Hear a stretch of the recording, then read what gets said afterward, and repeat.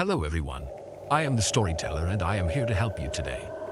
I know you use this video to fall asleep, so before that, like the video and subscribe to the channel. Also, where are you from and what time are you watching? Now get comfortable and relax. The cottage looked perfect in the fading sunlight, its weathered stone walls and thatched roof promising the quaint country life we'd dreamed of. But as I fumbled with the old brass key, a chill ran down my spine. I couldn't shake the feeling that someone, or something, was watching us from behind the leaded glass windows. Come on, Dad. I want to see my new room. My daughter Sarah tugged at my sleeve, her excitement momentarily dispelling my unease. I forced a smile and finally managed to unlock the heavy wooden door. The musty scent of age and disuse hit us as we stepped inside. My wife, Lisa, wrinkled her nose but kept her voice cheerful. Nothing a good airing out won't fix, right? I nodded, trying to match her optimism.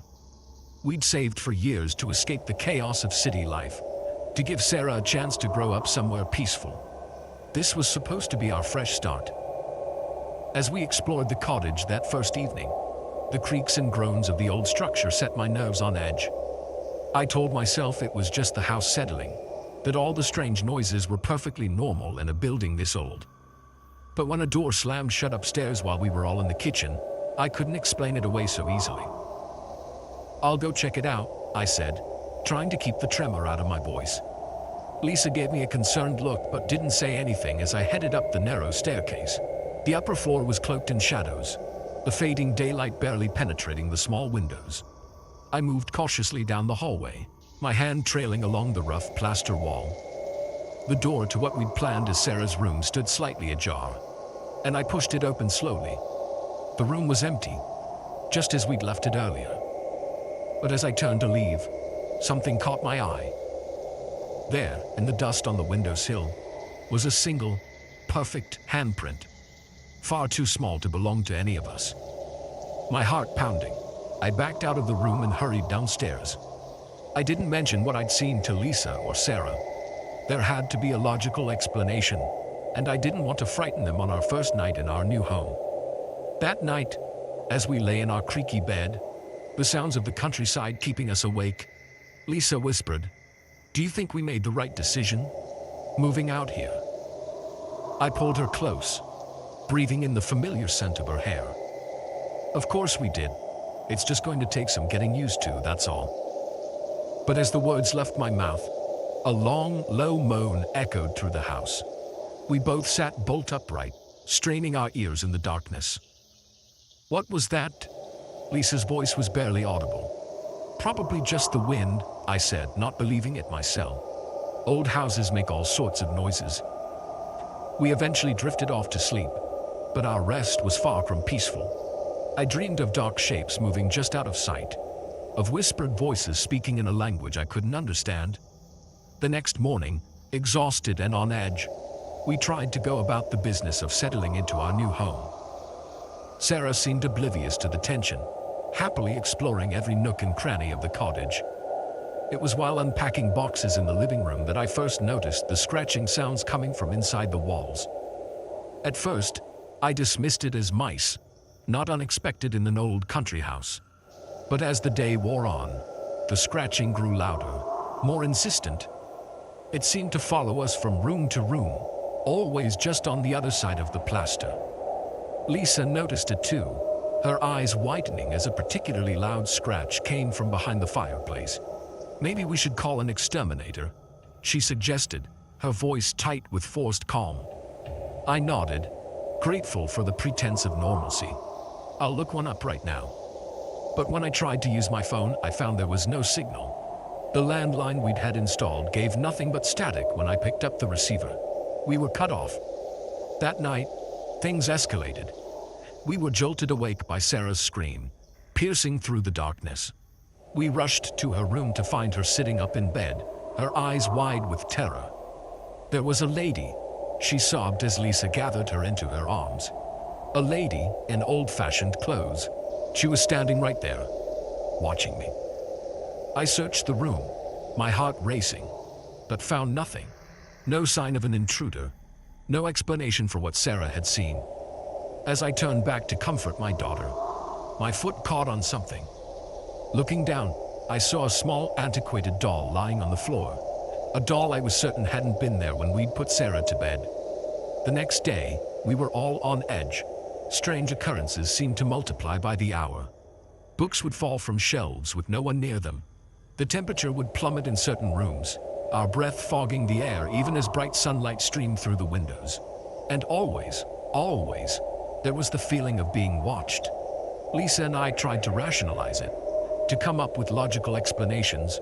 But when we found Sarah talking to an empty corner of the kitchen, describing in detail a little boy that neither of us could see, we knew we couldn't deny it any longer. "We need help," Lisa said, her voice shaking. "This isn't normal. None of this is normal." I agreed, but with our phones still not working and our car mysteriously refusing to start, we felt trapped. The nearest neighbor was miles away, and the thought of walking along the deserted country lanes with night approaching filled me with dread. As darkness fell, the activity in the house reached a fever pitch. Objects flew across rooms of their own accord. Disembodied voices whispered from empty corners. And the scratching in the walls grew so loud it was like something was trying to claw its way out. We huddled together in the living room, jumping at every noise, every shadow. Sarah had long since cried herself into an exhausted sleep, curled up on the sofa between us. "What are we going to do?" Lisa's voice was hoarse, her eyes red-rimmed from crying. I opened my mouth to respond, to offer some words of comfort or reassurance, but at that moment, every light in the house went out at once. We were plunged into total darkness. The silence that followed was deafening. Even the constant scratching had ceased. For a moment, I dared to hope it was over. Then, from upstairs, came the sound of slow, heavy footsteps. Thump, thump, thump, moving from room to room, getting closer. Lisa clutched my arm so tightly it hurt. I could hear her ragged breathing, feel the tremors running through her body. I wanted to run, to grab Sarah and flee into the night. But I was paralyzed with fear, unable to move as the footsteps reached the top of the stairs. Thump, thump, thump. They were coming down now. Slow, deliberate. The old wood creaking under unseen weight. I finally found my voice. "Who's there?" I called out, hating how weak and frightened I sounded. The footsteps stopped. For a long moment there was nothing but silence. Then, a voice spoke from the darkness, old, cracked, filled with malice. "This is our home," it said, "and you are not welcome here." The words were followed by a chorus of whispers, dozens of voices all around us, repeating the same phrase over and over. "Not welcome, not welcome, not welcome." Sarah woke with a start, her scream joining the cacophony of ghostly voices. The furniture began to shake, pictures flew off the walls, and a wind that had no source whipped around us, icy cold and smelling of decay. In that moment of pure terror, I found the strength to move. I scooped Sarah up in my arms, grabbed Lisa's hand and ran for the door. We burst out into the cool night air, not stopping until we reached the road. As we stood there, gasping for breath, I turned to look back at the cottage. It stood silent and dark, looking for all the world like a normal, quaint country home. But in one of the upstairs windows, I saw a figure, a woman in old-fashioned clothes, her face twisted in a malevolent smile. As I watched, she raised her hand and waved, a mocking farewell. Then she was gone, and the window was empty once more. We didn't go back for our things. We walked through the night, following the road until we reached the nearest town. It was days before we could bring ourselves to talk about what had happened, to try and make sense of the nightmare we'd endured. In the end, we never returned to the cottage. We left it, and all the horrors it contained, behind us. But sometimes, in the dead of night, I still hear those whispers, still feel those unseen eyes watching me from the shadows. And I wonder if we ever truly escaped. Or if a part of us will always be trapped in that house, forever unwelcome guests in someone else's home. The security camera feed flickered, and for a split second I saw something that shouldn't be there. A shadow where there should be light, a movement where all should be still. In that moment, I knew this night shift would be unlike any other. My name's Mike, and I've been working security at the City Museum for going on 5 years now. It's usually a pretty quiet gig, just me, the cameras, and millions of dollars worth of artifacts to keep an eye on. But tonight was different. I leaned closer to the bank of monitors, my coffee forgotten as I scanned each screen. Everything looked normal at first glance. Empty halls, dimly lit exhibits, the occasional reflection off a glass case. But then I saw it again. A flicker in the Egyptian wing, like someone had walked in front of the camera and disappeared. What the hell? I muttered, reaching for the controls to rewind the footage. But before I could, another camera glitched. This time in the medieval Europe section. My heart started to race. One camera malfunction, I could explain away. 2, in different parts of the museum. That was no coincidence. I grabbed my flashlight and radio, hesitating for just a moment before stepping out of the security office. The hallway stretched before me, shadows dancing in the beam of my light. Every instinct told me to go back, to call for backup, but I knew that by the time anyone arrived, whatever was happening could be long over. The sound of my footsteps echoed off the marble floors as I made my way towards the Egyptian wing. The air felt heavy, charged with an electricity I couldn't explain. As I rounded the corner, my flashlight beam caught the glint of gold from Tutankhamun's death mask. I swept the light across the room, half expecting to see a figure dart behind a sarcophagus. But there was nothing. Just ancient artifacts standing silent watch as they had for centuries. I was about to turn back when something caught my eye. A smudge on the glass case housing a collection of canopic jars. I moved closer, my breath fogging the glass as I leaned in to inspect it. It was a handprint. Fresh, by the looks of it. "This is Mike," I said into my radio, my voice sounding unnaturally loud in the quiet room. "I've got signs of a possible intruder in the Egyptian wing. Requesting backup." Static was my only reply. I tried again, but the radio remained stubbornly silent. Great. Either it was broken, or something was interfering with the signal. Either way, I was on my own. I made my way back to the security office, my senses on high alert. Every shadow seemed to move. Every creak of the old building sounded like footsteps. By the time I reached the relative safety of my desk, I was drenched in sweat. The cameras were still acting up, showing more glitches and unexplained movements. I tried the landline, but it was dead too. No cell signal either. It was like the whole museum had been cut off from the outside world. That's when I noticed it. The timestamp on the camera feeds, they were all wrong, showing times from hours ago. With shaking hands, I pulled up the archived footage. What I saw made my blood run cold. The footage showed a group of people entering the museum after closing.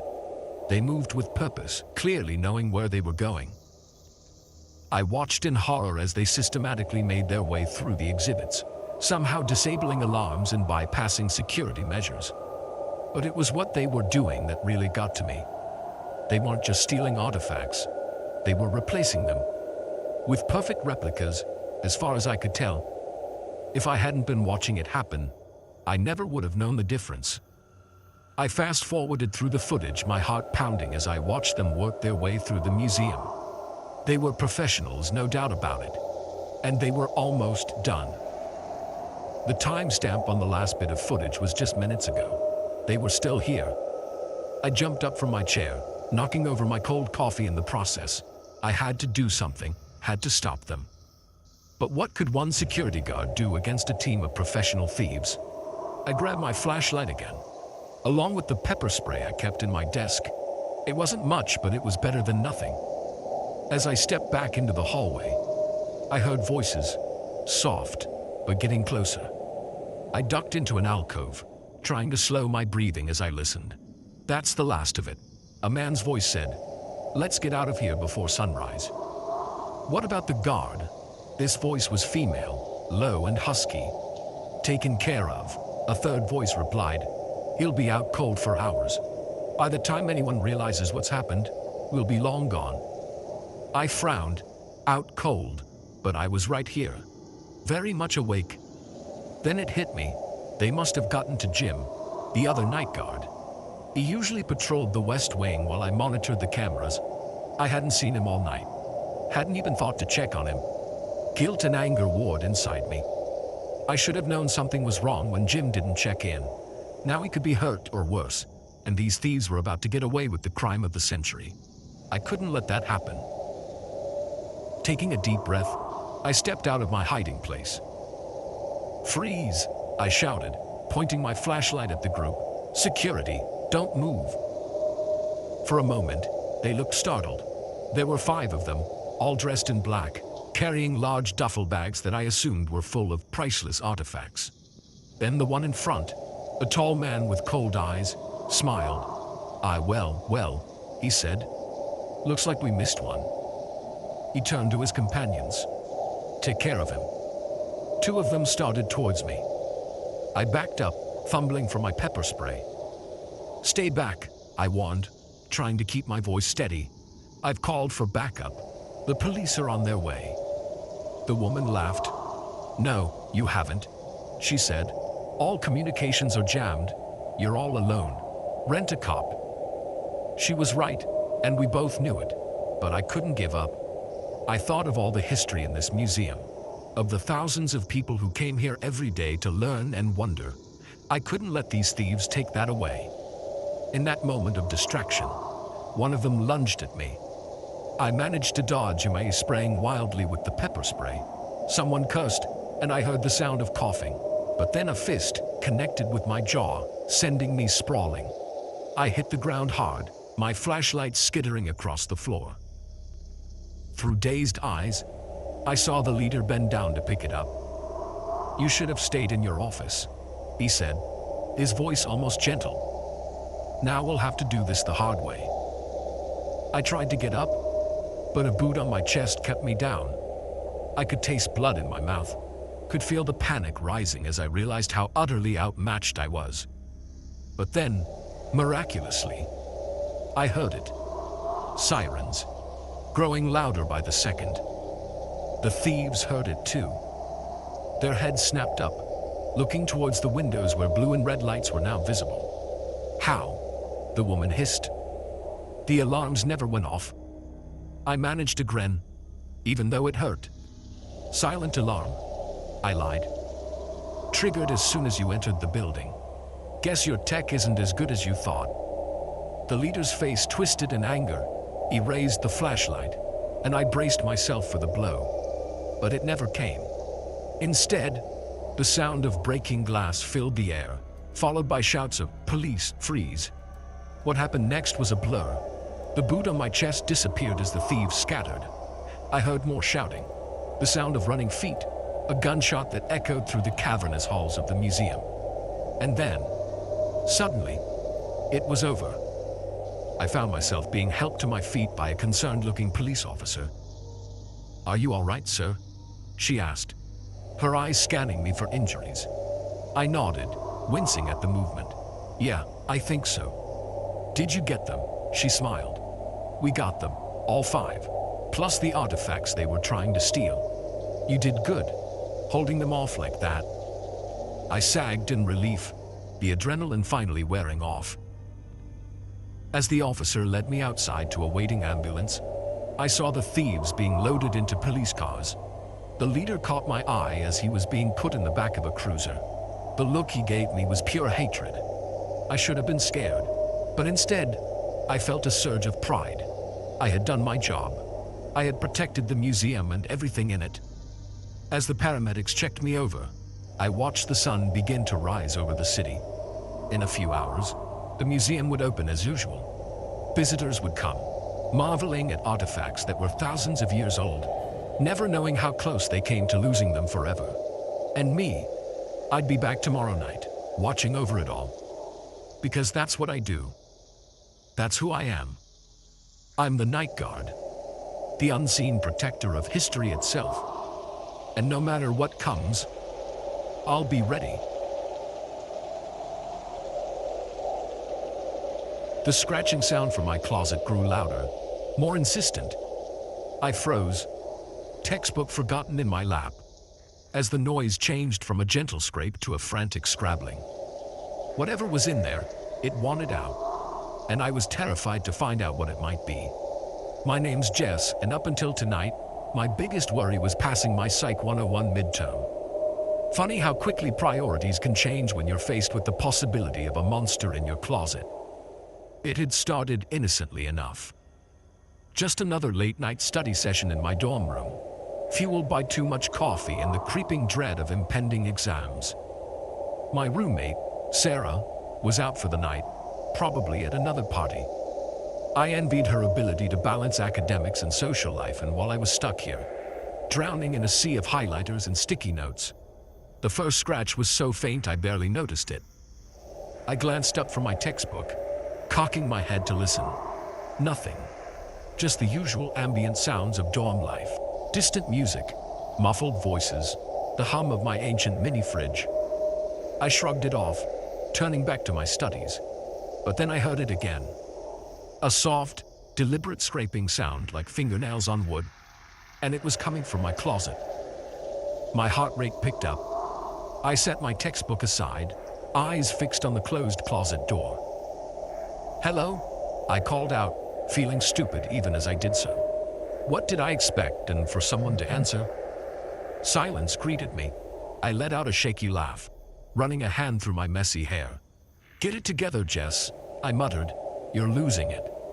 I picked up my book again, determined to focus, but the words swam before my eyes, my concentration shot. Every few seconds, my gaze would dart to the closet, half expecting to see the door slowly creaking open. That's when the scratching started in earnest. It was unmistakable now, a frantic scrabbling that made the hair on the back of my neck stand up. My breath caught in my throat as I stared at the closet, my mind racing through possibilities. A rat? A raccoon? How could an animal have gotten in there? I stood up slowly, my legs shaking. Part of me wanted to run, to bolt from the room and not look back. But a larger part, the part that had always been too curious for my own good, propelled me forward. My hand trembled as I reached for the doorknob. The scratching intensified, as if whatever was in there knew I was close. I took a deep breath, steeling myself, and yanked the door open. For a moment, all I saw were my clothes, hanging neatly in a row. Then my eyes adjusted to the darkness, and when I saw it, a figure, crouched in the corner of my closet, partially hidden behind a curtain of dresses. I stumbled backward, a scream rising in my throat. But before I could make a sound, the figure moved. It was fast, inhumanly fast. 1 second it was in the closet, the next it was right in front of me. A hand clamped over my mouth, muffling my belated scream. I found myself staring into a pair of wild, desperate eyes. "Please," the figure whispered, and I realized with a jolt that it was a girl. Young, probably no older than me. "Please, you have to help me. They're coming." I wrenched her hand away from my mouth, backing up until I hit my desk. "Who are you?" I demanded, my voice shaking. "How did you get in my closet?" She glanced nervously at the window, then back at me. "There's no time to explain. They'll be here any minute. You have to hide me." "Hide you? From who? What's going on?" The questions tumbled out of me, my mind struggling to process the situation. The girl opened her mouth to respond, but before she could, a sound cut through the night. A howl, long and mournful, but with an undercurrent of something predatory, something hungry. The color drained from the girl's face. "They're here," she whispered. I moved to the window, peering out into the darkness. At first, I saw nothing. Then, movement caught my eye. Shadows moving across the quad with unnatural speed. They were heading straight for my dorm. "What are they?" I asked, my voice barely audible. The girl joined me at the window, her body tense. "Hunters," she said. "They're after me, and they won't stop until they find me." I turned to look at her, really look at her for the first time. She was pale, almost translucent in the dim light of my desk lamp. Her clothes were tattered and dirty, like she'd been running for a long time. But it was her eyes that caught me. They were old eyes, filled with a wariness that seemed at odds with her youthful face. "Why are they after you?" I asked, even as another part of my brain screamed at me to stop asking questions and start running. She met my gaze, and in that moment, I saw something flicker behind her eyes, something inhuman. "Because of what I am," she said softly, "because of what I can do." As if to demonstrate, she held out her hand.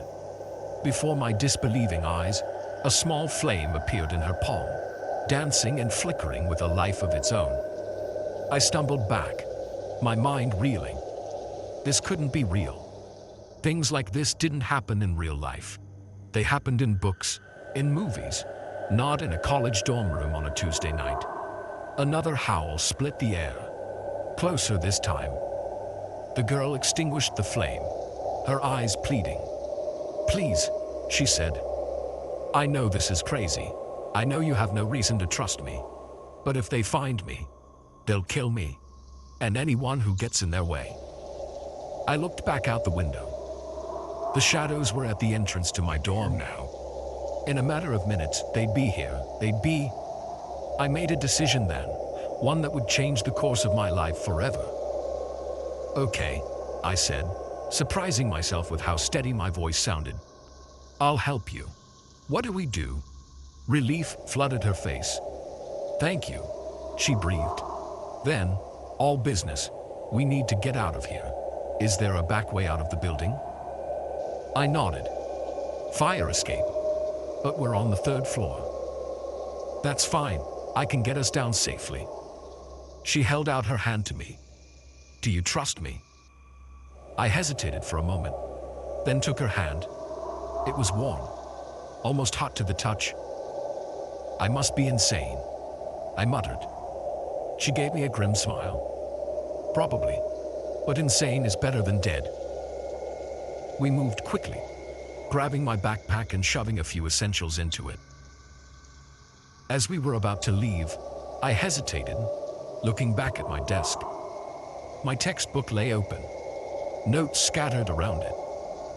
It seemed surreal, this remnant of my normal life juxtaposed against the madness of the current situation. "We have to go," the girl urged, tugging at my hand. I nodded, tearing my eyes away from the desk. As we slipped out into the hallway, I heard heavy footsteps on the stairs. The hunters were inside. We ran down the hallway, our footsteps muffled by the threadbare carpet. The fire escape was at the end of the hall, a red exit sign glowing like a beacon of hope. Just as we reached it, a door behind us burst open. I glanced back and immediately wished I hadn't. The thing in the doorway was only vaguely human-shaped, its body rippling and shifting as if it couldn't decide on a single form. "Run!" the girl yelled, pushing me through the fire exit. The cold night air hit me like a slap to the face as we emerged onto the fire escape.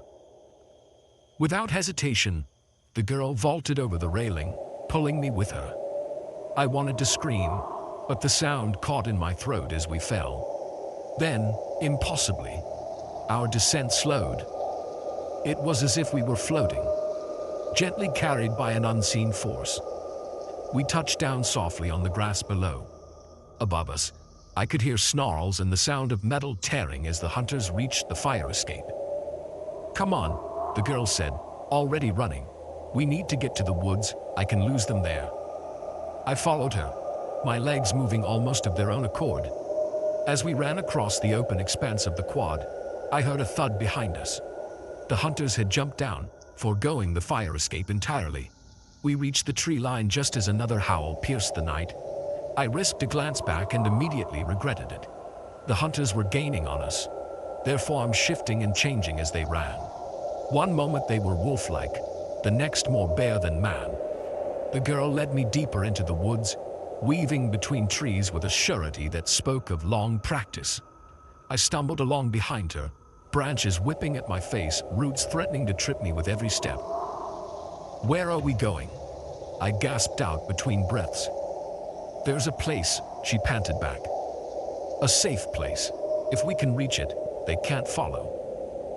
I wanted to ask more questions, but I needed all my breath for running. The sounds of pursuit grew fainter as we delved deeper into the forest, but I knew better than to think we'd lost them. Finally, after what felt like hours but was probably only minutes, we burst into a small clearing. In the center stood a ring of stones, glowing faintly in the moonlight. The girl pulled me towards the stone circle. "Quick," she said, "step inside." I hesitated at the edge of the circle, suddenly unsure. This was madness, magic, monsters, mysterious glowing stones. None of this could be real. A howl, alarmingly close, made the decision for me. I stepped into the circle. The effect was immediate. A warmth spread through me, and the sounds of the forest, the rustling leaves, the distant howls, faded away. It was as if we were in a bubble, separate from the rest of the world. The girl let out a sigh of relief, sinking to her knees. "We're safe," she said. "For now." I looked at her, this strange girl who had turned my world upside down in the span of an hour. "Who are you?" I asked. "Really?" She met my gaze, a small, sad smile on her face. "My name is Lily," she said, "and I'm about to tell you a story that will change everything you thought you knew about the world." As she began to speak, I settled in to listen, knowing that my life would never be the same again. The midterm I'd been so worried about earlier seemed trivial now, a relic of a simpler time. Whatever came next, whatever this new reality held, I knew one thing for certain: nothing would ever be normal again. And strangely enough, I was okay with that. The forest had seemed so inviting in the daylight. Now, as darkness fell and the trees loomed like silent sentinels, I realized how foolish I'd been. I was lost, alone, and the eerie sounds echoing through the woods told me I wasn't the only thing awake in this wilderness. My name's Alex, and I've always considered myself an experienced hiker. I'd tackled challenging trails before, prided myself on my navigation skills. But as I stood there, surrounded by an impenetrable wall of trees, I felt like a complete novice. The day had started out perfectly. Clear skies, a gentle breeze, and a new trail I'd been itching to explore. I'd packed light, just some water, energy bars, and my trusty compass. I'd told myself I'd be back before sunset. No problem. But somewhere along the way, things had gone wrong. Maybe it was when I decided to go off trail to check out that interesting rock formation, or when I'd stopped to watch a deer and its fawn, losing track of time. Whatever the reason, by the time I realized I was off course, the sun was already dipping below the horizon. I pulled out my compass, squinting at it in the fading light. But in my panic, the directions seemed to blur together. North, south. It all looked the same in this green maze. "Okay, Alex," I muttered to myself, trying to keep calm. "You've been in tough spots before. Just think it through." I took a deep breath, forcing myself to focus. I knew I'd been heading east when I started.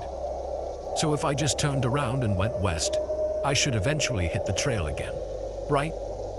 With renewed determination, I set off in what I hoped was the right direction. But as I walked, the forest seemed to close in around me. The trees grew denser, their branches reaching out like gnarled fingers. Shadows danced in the corners of my vision, making me jump at every rustle of leaves. The light was almost gone now.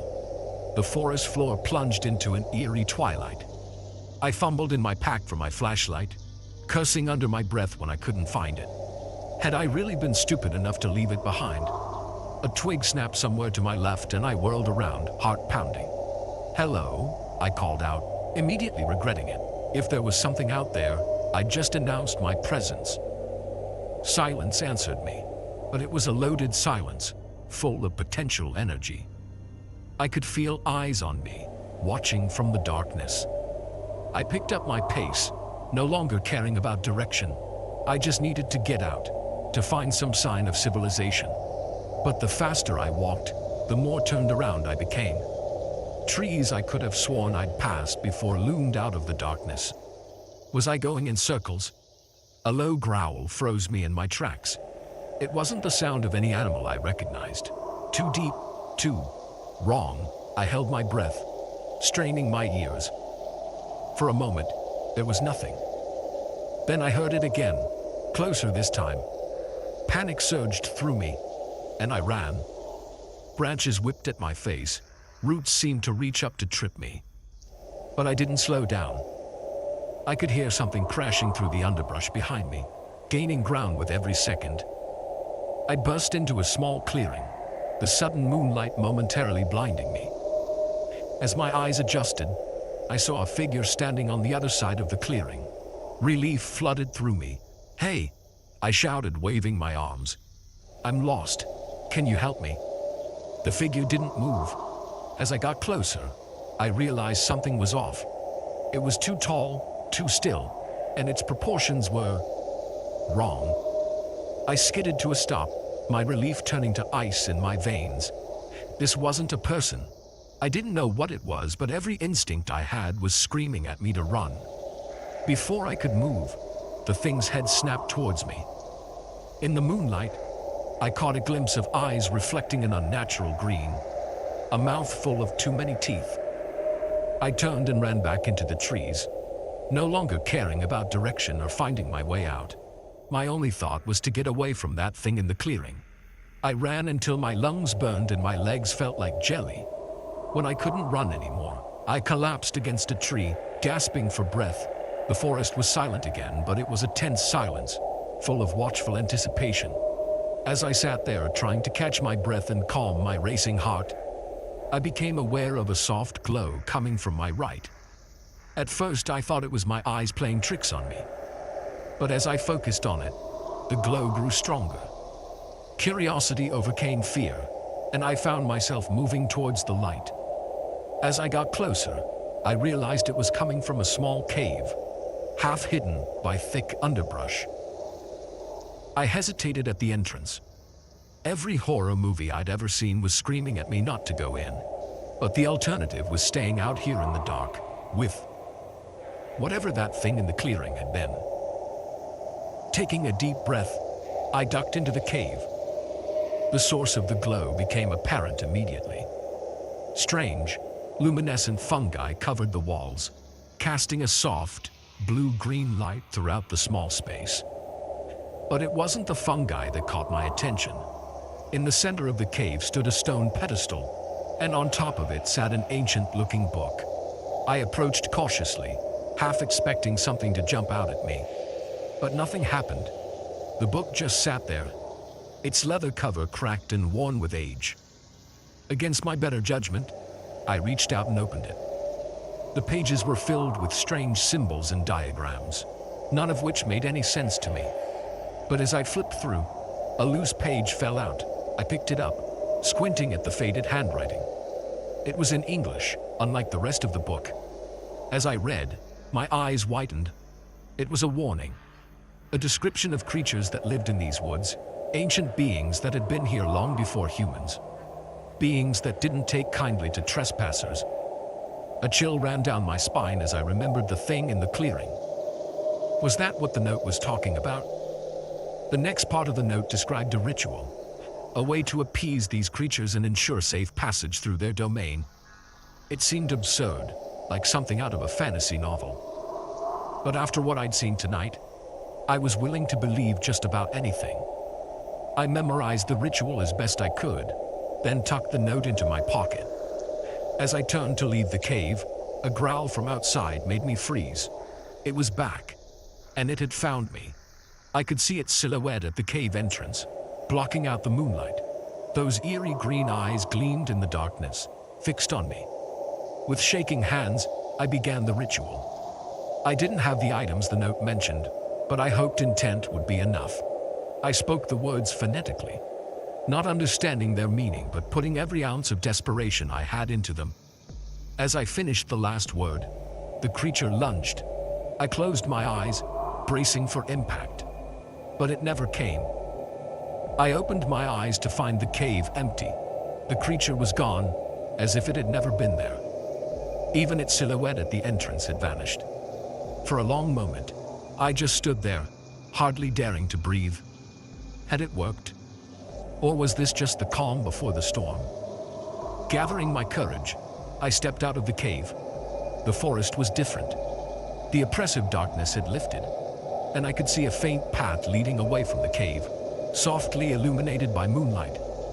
I followed the path, my heart in my throat. Every shadow still seemed to hide potential dangers, but the bone-deep terror I'd felt earlier had faded. After what felt like hours but was probably only minutes, I heard a sound that made me want to cry with relief. Cars. I'd reached the road. As I broke through the tree line and saw the asphalt gleaming in the moonlight, I finally allowed myself to believe I was safe. I flagged down the first car I saw, probably looking like a madman with my torn clothes and wild eyes. The elderly couple in the car were skeptical at first, but something in my face must have convinced them I was genuinely in distress. They gave me a ride back to town, peppering me with questions I couldn't answer. How could I explain what had happened? Who would believe me? As we drove away from the forest, I looked back. For a moment, I thought I saw those green eyes watching from between the trees. But then we turned a corner and the forest was lost from view. I never went hiking alone again after that night. And I never returned to those woods. But sometimes, when the night is dark and the wind whispers through the trees, I remember. I remember the terror, the strange cave, the ritual. And I wonder if it was all real, or just a nightmare born from fear and exhaustion. But then I feel the weight of that note in my pocket, the note I couldn't bring myself to get rid of. And I know the forest has secrets, and some of them are better left undiscovered.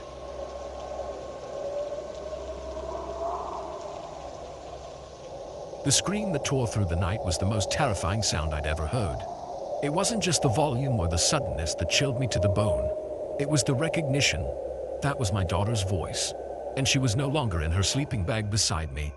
I'm Jack, and what started as a fun family camping trip turned into every parent's worst nightmare in the blink of an eye. My wife Sarah and I had brought our kids, Emma, 8, and Liam, 6, to Whispering Pines Campground for a long weekend of outdoor adventure. We'd spent the day hiking, fishing, and roasting marshmallows around the campfire. It was picture perfect, until it wasn't. The scream jolted me awake from a deep sleep. I fumbled for my flashlight, my heart pounding so hard I could feel it in my throat. The beam of light revealed Sarah already unzipping the tent, her face a mask of panic. "Emma," I called out, my voice hoarse with sleep and fear. "Emma, where are you?" There was no answer, just the eerie silence of the forest at night. I scrambled out of the tent after Sarah, nearly tripping over Liam, who was starting to stir, awakened by the commotion. "Stay in the tent, buddy," I told him, trying to keep my voice calm. "We'll be right back." Outside, the campsite was bathed in silvery moonlight. Everything looked normal at first glance. The smoldering remains of our campfire, our cooler, the kids' bikes propped against a tree, but Emma's sleeping bag, which we'd let her place just outside the tent because she wanted to sleep under the stars, was empty. Sarah was already at the edge of our campsite, shining her flashlight into the woods. "Emma," she called, her voice cracking. "Emma, answer us." I joined her, my own flashlight beam cutting through the darkness. The trees seemed to loom over us, their branches casting strange, shifting shadows. Every rustle of leaves, every snap of a twig made me jump. "We need to split up," I said, trying to think logically through the haze of panic. "You go that way, I'll go this way. Yell if you find anything." Sarah nodded, her face pale in the moonlight. As she headed off in one direction, I plunged into the woods in the other, calling Emma's name every few steps. The forest seemed to swallow my voice, the darkness pressing in around me. I stumbled over roots and rocks, my flashlight beam bouncing wildly as I ran. My mind raced with terrible possibilities. Had she sleepwalked into the woods? Had some animal dragged her off? Or was it something worse? I don't know how long I searched.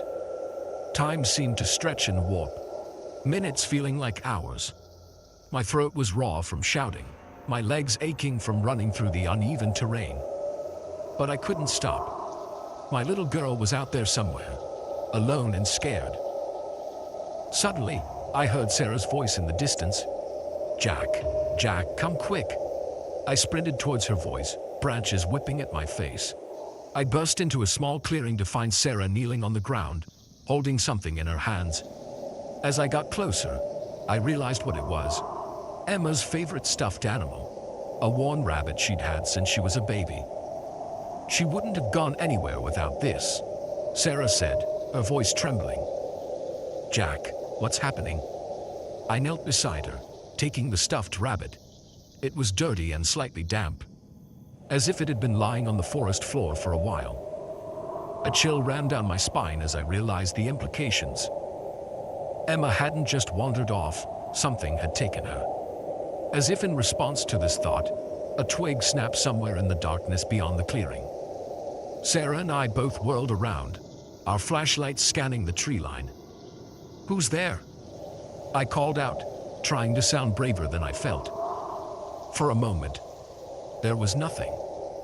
Then, I saw it. A pair of eyes reflecting the light of our flashlights, too high off the ground to be any normal forest animal. As I watched, transfixed with horror, more pairs of eyes appeared. They were surrounding us. Sarah's grip on my arm tightened. "Jack," she whispered, "what are those things?" Before I could answer, one of the creatures stepped into the clearing. In the dim light, I could make out a vaguely humanoid shape, but there was nothing human about its movements. It was too fluid, too wrong. My instincts screamed at me to run, but I stood my ground. These things had my daughter, I was sure of it, and I wasn't leaving without her. "Where is my daughter?" I demanded, surprised by the steadiness of my voice. The creature tilted its head, an unsettlingly human gesture. Then, it spoke. Its voice was like rustling leaves and creaking branches, barely recognizable as speech. "The young one," it said, "is safe. For now." Sarah let out a choked sob beside me. I squeezed her hand, trying to draw strength from her presence. "What do you want?" I asked. "Why did you take her?" The creature moved closer, its fellows remaining at the edge of the clearing. As it approached, I could see it more clearly. Its skin was like tree bark, its limbs too long and jointed in the wrong places. Its face was a nightmare of knots and whorls, with those reflective eyes set deep in hollow sockets. "We are the guardians of this forest," it said. "For centuries, we have protected these woods from those who would harm them. Your kind has forgotten the old ways, the respect due to the wild places." I swallowed hard, trying to process what I was hearing. Part of me wanted to dismiss it as a hallucination, a dream brought on by panic and exhaustion. But the weight of Emma's stuffed rabbit in my hand was all too real. "We didn't mean any disrespect," I said carefully. "We're just a family on a camping trip. Please, we just want our daughter back." The creature made a sound that might have been a laugh. "Intent matters not. The forest demands balance. A life for the lives your kind has taken." My blood ran cold as I realized what it was saying. They wanted to keep Emma, too. What? Sacrifice her? The thought was too horrible to contemplate. "No," I said, surprised by the fierceness in my voice. "You can't have her. Take me instead." Sarah gasped beside me, but I pressed on. "I'm the father. I'm responsible for bringing her here. If someone has to pay the price, it should be me." The creature regarded me silently for a long moment. Then, to my surprise, it nodded. "Your offer is accepted," it said. "The young one will be returned, but you must come with us." Relief flooded through me, quickly followed by fear. I turned to Sarah, seeing the terror and anguish in her eyes. "I have to do this," I told her softly. "Get Emma and Liam out of here. Don't come back." Sarah shook her head, tears streaming down her face. "Jack, no. There has to be another way." But we both knew there wasn't. I pulled her close, kissing her fiercely. "I love you," I whispered. "Tell the kids I love them too." Then, before I could lose my nerve, I turned back to the creature. "I'm ready," I said, as if on cue. Emma stumbled out of the woods on the other side of the clearing. Sarah ran to her, scooping her up in her arms. Emma looked dazed but unhurt. I allowed myself one last look at my family. Sarah met my eyes over Emma's head, her gaze full of love and sorrow. Then, the creatures moved in around me, their bark-like bodies pressing close. As they led me into the depths of the forest, I heard Sarah's voice fading behind me, explaining to a confused Emma that Daddy had to go away for a while. My heart ached, but I knew I'd made the right choice. The forest swallowed us up, the darkness growing deeper with each step. I didn't know what awaited me, what price I would have to pay. But as long as my family was safe, I was ready to face whatever came next. As we walked, the creature that had spoken to me moved closer. "Few would make such a sacrifice," it said, its voice like wind through dry leaves. "Perhaps there is hope for your kind yet." I didn't respond. What could I say? That I was terrified. That I already missed my family with an ache that felt physical. That I was angry at the unfairness of it all. Instead, I walked on in silence, leaving behind the world I knew and stepping into a realm of ancient magic and forgotten bargains. The forest had demanded a price, and I had paid it. Whatever came next, I would face it knowing my children were safe. And as the last echoes of the human world faded behind me, I realized that this was more than just a father's sacrifice. It was the beginning of something new, a bridge between two worlds that had long been separated. Maybe, just maybe, there was a greater purpose to all of this. And with that thought to sustain me, I walked on into the heart of the whispering pines.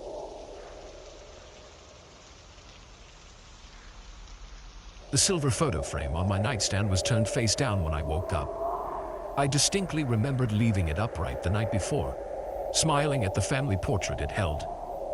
A chill ran down my spine as I realized this wasn't the first time I'd noticed things out of place lately.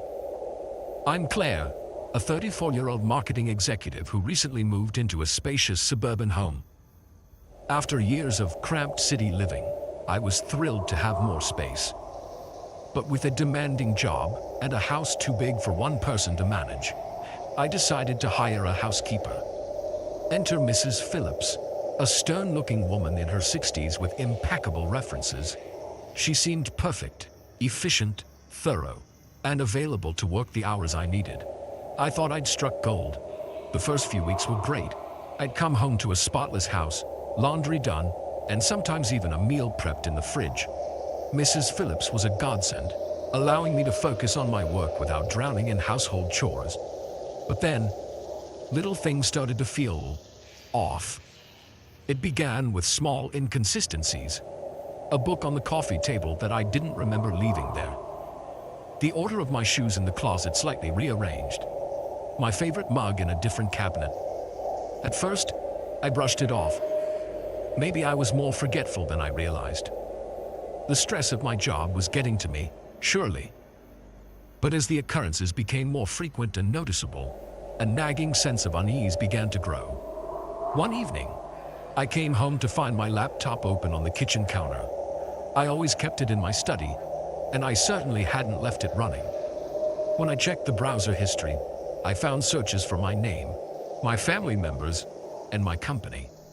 My heart raced as I confronted Mrs. Phillips the next day. Her reaction was oddly calm, almost rehearsed. She apologized profusely, claiming she'd only used the laptop to look up a cleaning technique and must have accidentally clicked on some pop-ups. Her explanation seemed plausible, but something in her eyes made me uneasy. I decided to be more vigilant. I started taking photos of rooms before leaving for work, comparing them to how I found them when I returned. The changes were subtle but undeniable. A pillow slightly out of place, a drawer not fully closed, my clothes arranged in a different order than I'd left them. The final straw came when I noticed my personal documents had been rifled through. The folder I kept in my desk drawer was ever so slightly out of alignment. When I opened it, I could tell someone had been looking at my financial statements and insurance policies. That night, I couldn't sleep. Every creak of the house, every shadow, seemed ominous. I couldn't shake the feeling that I wasn't alone, that someone was watching me. In the morning, bleary-eyed and on edge, I made a decision. I needed to know what was really going on when I wasn't home. I called in sick to work and set up a small camera in the living room, hidden among my books. Then I pretended to leave for the day, driving around the block and parking where I could see my house. My heart pounded as I watched Mrs. Phillips arrive and let herself in. Hours crawled by as I sat in my car, alternating between watching the house and checking the camera feed on my phone. At first, everything seemed normal. Mrs. Phillips cleaned, did laundry, and went about her usual tasks. But then, around midday, her behavior changed. She began moving through the house with purpose, opening drawers and cabinets, clearly searching for something. I watched in horror as she entered my bedroom and headed straight for my closet. She emerged with a small box I kept hidden in the back. A box containing old family heirlooms and personal mementos. My breath caught in my throat as she opened it, carefully examining each item inside. I couldn't take it anymore. I burst out of my car and ran to the house, fumbling with my keys in my haste to get inside. "Mrs. Phillips," I called out as I entered, trying to keep my voice steady. "I forgot some papers I need for a meeting. I just came to grab them quickly." There was a moment of silence, then the sound of hurried footsteps. Mrs. Phillips appeared at the top of the stairs, her usually impassive face showing a flicker of surprise before smoothing over. "Oh, Miss Claire," she said, her voice overly cheerful. "I wasn't expecting you back so soon. I was just finishing up in your room." I forced a smile, my mind racing. "No problem at all. I'll just grab what I need and be out of your way." As I climbed the stairs, I could feel Mrs. Phillips watching me intently. My skin crawled, but I maintained my composure as I entered my bedroom. The box was back in the closet, but slightly out of place. My hands shook as I pretended to look for papers in my desk. "Mrs. Phillips," I said, trying to keep my voice casual, "have you seen a blue folder anywhere? I could have sworn I left it on my desk."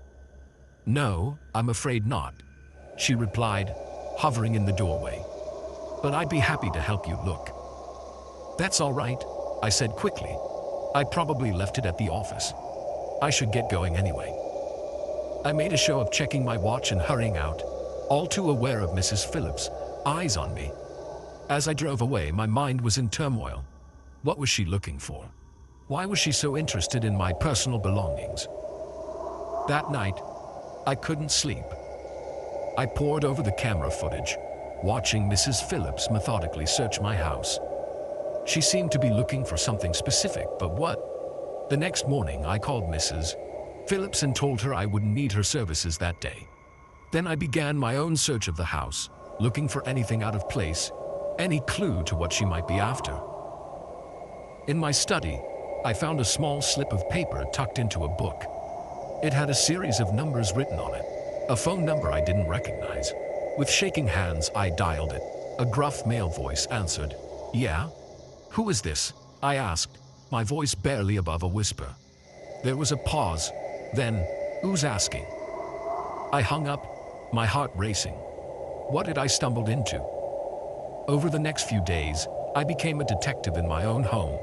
I discovered more hidden notes, overheard Mrs. Phillips having hushed phone conversations when she thought I wasn't around, and once, I could have sworn I saw her taking photos of my mail. I was living on edge, jumping at every sound, double-checking every lock. I knew I should go to the police, but what would I tell them? That my housekeeper was too thorough? That I had a hunch she was up to something nefarious? It all came to a head one night when I woke to the sound of my study door creaking open. I lay frozen in bed, listening to soft footsteps moving around downstairs. Mrs. Phillips had a key for emergencies, but this was no emergency. Silently, I crept out of bed and down the stairs, my phone clutched in my hand, 911 already dialed and ready to call. As I approached the study, I could see a sliver of light under the door. I took a deep breath and pushed the door open. Mrs. Phillips stood at my desk, a flashlight in one hand and a stack of papers in the other. She looked up, her eyes widening in shock. "Mrs. Phillips," I said, my voice surprisingly steady. "I think it's time you told me what's really going on here." For a moment, she looked like she might try to deny everything. Then her shoulders sagged, and she sank into my desk chair. "I suppose there's no point in hiding it anymore," she said, her voice tired. "I'm not really a housekeeper, Miss Claire. I'm a private investigator." My mind reeled. A private investigator? But why? Who hired you? Mrs. Phillips, if that was even her real name, sighed. "Your father hired me. He's been trying to find you for years." I felt like the floor had dropped out from under me. My father? But he's dead. He died when I was a child. She shook her head. "That's what your mother told you. But he's very much alive, and he's been searching for you ever since your mother took you and disappeared." The world seemed to tilt on its axis as I processed this information. Memories I'd long suppressed came flooding back. Arguments between my parents, hushed phone calls, the sudden move in the middle of the night when I was 10. Why? I managed to ask, why didn't he find us sooner? "Your mother was very thorough in covering your tracks," Mrs. Phillips explained. "It's taken years of investigation to finally track you down. Your father, he just wants a chance to explain, to make things right." I sank to the floor, my legs no longer able to support me. My entire life, everything I thought I knew about my family, had been a lie. As the sun began to rise, casting a warm glow through the study windows, I made a decision. I looked up at Mrs. Phillips, this woman who had invaded my privacy but who had also, in a twisted way, brought the truth to light.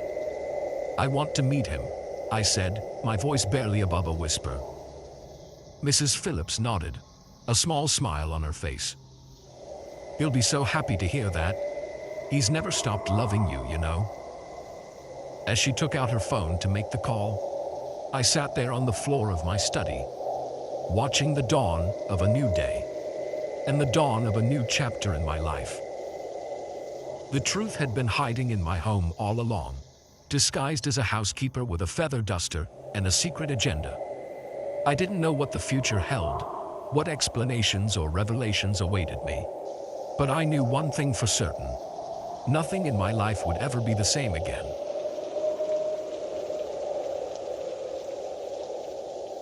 The moment I saw his thumb jutting out from the shadows, I knew I should have kept driving. But loneliness and fatigue are a dangerous combination, especially on a road that seems to stretch endlessly into the night. I slowed down, my headlights illuminating a figure that would haunt my nightmares for years to come. "My name's Jake, and I'm a long-haul trucker, 18 years on the road, and I thought I'd seen it all. But nothing could have prepared me for that night on Route 66. I'd been driving for 14 hours straight, pushing to make a deadline. The radio had long since devolved into static, and my thermos of coffee was running on fumes, just like me.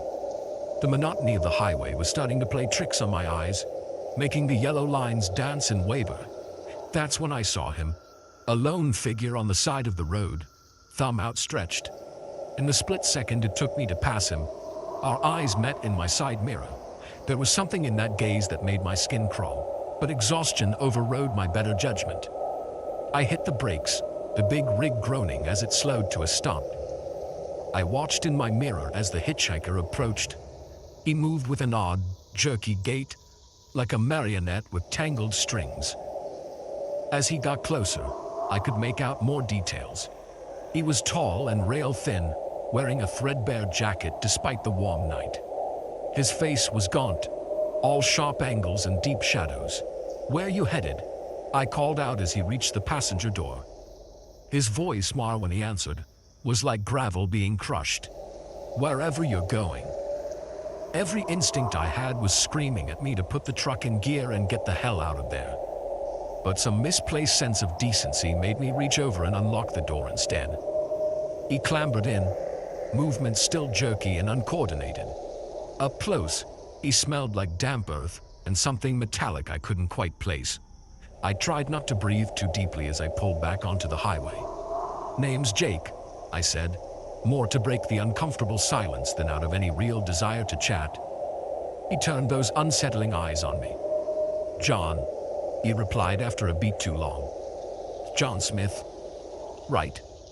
And I'm Santa Claus." But I didn't push it. Rule number 1 of picking up hitchhikers: don't ask too many questions. We drove in silence for a while, the only sound the rumble of tires on asphalt and the occasional ping of bugs hitting the windshield. I kept sneaking glances at my passenger. Something about him just felt off. His stillness was unnatural, like he wasn't quite comfortable in his own skin. "So, where you coming from, John?" I asked, unable to stand the silence any longer. He didn't answer immediately. When he did, his voice had a dreamy, far-off quality to it. A place where the sun never sets and the streets are paved with bones. I chuckled nervously, trying to play it off as a joke. "Sounds like Vegas." John didn't laugh. He just stared at me with those hollow eyes.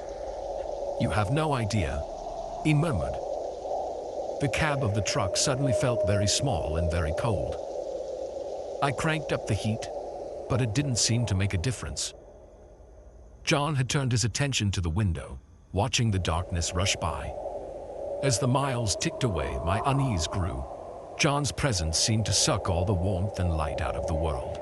The familiar highway felt alien and menacing, shadows deepening at the edges of my headlights. I was about to suggest we stop at the next rest area when John spoke again. "Do you believe in monsters, Jake?" The question sent a chill down my spine. "Can't say I do," I replied, trying to keep my voice steady. John turned those dead eyes on me again. "You will." My hands tightened on the steering wheel. "Look, buddy, I don't know what your deal is, but..." I never got to finish that sentence. Because at that moment, John began to change. It started with his skin. It seemed to ripple and shift, like something was moving underneath. Then his face began to elongate, features melting and reforming into something inhuman. I watched in horror as his fingers lengthened into claws, tearing through the worn fabric of his gloves. I slammed on the brakes, the truck fishtailing as it came to a stop in the middle of the highway. I fumbled for the door handle, desperate to get away from whatever was happening beside me. But John, or the thing that had been John, was faster. A clawed hand shot out, grabbing my arm with inhuman strength. I yelled in pain and fear, struggling to break free. "Don't leave now, Jake," the creature growled, its voice a hellish distortion of John's gravelly tones. "The fun's just beginning." I lashed out blindly, my fist connecting with something that felt like cold putty. The thing that was John howled, a sound that made my blood run cold. Its grip loosened just enough for me to wrench my arm free. I threw myself out of the truck, hitting the asphalt hard. Pain shot through my shoulder, but adrenaline kept me moving. I scrambled to my feet and ran, not daring to look back. The sound of tearing metal filled the air, followed by an inhuman roar. Against my better judgment, I glanced over my shoulder. What I saw nearly stopped my heart. The creature had torn through the roof of the cab like it was tissue paper. It towered over the truck, a nightmarish amalgamation of man and beast. Its skin was a patchwork of scales and fur, its face a twisted mask of fangs and glowing eyes. I ran faster than I ever had in my life. my lungs burning as I sprinted down the highway, but I could hear it behind me, its heavy footfall shaking the ground. It was toying with me, I realized. It could have caught me at any time. Just when I thought my legs would give out, I saw lights in the distance. A gas station, its fluorescent glow a beacon of hope in the darkness. I pushed myself harder, praying I could reach it before the creature caught up. The sound of pursuit suddenly stopped. I risked another look back and saw the creature retreating, shrinking back into a more human form as it disappeared into the shadows at the side of the road. I stumbled into the gas station parking lot, gasping for breath. The attendant looked up from his magazine, eyes widening at my disheveled appearance. "You okay, man?"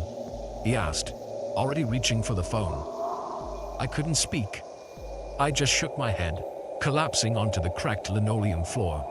As the attendant called the police, I stared out at the highway, half expecting to see those glowing eyes watching me from the darkness. The cops arrived quickly, lights flashing and sirens wailing. They found my truck abandoned on the highway, the cab torn open like a sardine can. There was no sign of John or the creature he'd become. They didn't believe my story, of course. Who would? They chalked it up to exhaustion and possible dehydration. Maybe even a hallucination brought on by some bad truck stop food. But they couldn't explain the claw marks on my arm or the inhuman prints they found around my truck. I quit trucking after that night. Couldn't bring myself to get back behind the wheel, to face those long, dark stretches of highway. Some nights, I still wake up in a cold sweat. The memory of those glowing eyes and that distorted voice fresh in my mind. I don't know what John was or where he came from, but I do know this. There are things out there in the darkness, things that defy explanation, and sometimes they hitch a ride. So if you're ever driving down a lonely stretch of highway and you see a solitary figure with his thumb out, just keep driving, because you never know who or what you might be letting into your life. As for me, I'll stick to the daylight from now on, and I'll never pick up another hitchhiker as long as I live. Some rides just aren't worth the risk. The moment I locked eyes with him in the rearview mirror, I knew this wasn't going to be an ordinary night bus ride. His gaze, hidden beneath a dark hood, seemed to bore right through me, igniting a primal fear I couldn't shake. Little did I know, this was only the beginning of a journey that would push me to the very edge of sanity. My name's Mia, and I'm a grad student at the local university. That night, I was heading back to campus after visiting my parents for the weekend. It was a 4-hour trip, and I'd opted for the cheaper night bus to save some cash. Big mistake. The bus was nearly empty when I boarded, just a couple of other passengers scattered about. I chose a seat near the middle, settling in for what I hoped would be an uneventful ride.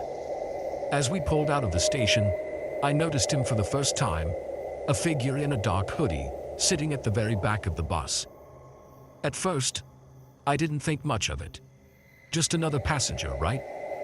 But as the miles ticked by and the other riders gradually disembarked at various stops, I became acutely aware that it was just me, the driver, and the hooded figure left on the bus. That's when I felt it. That prickling sensation at the back of my neck that told me I was being watched.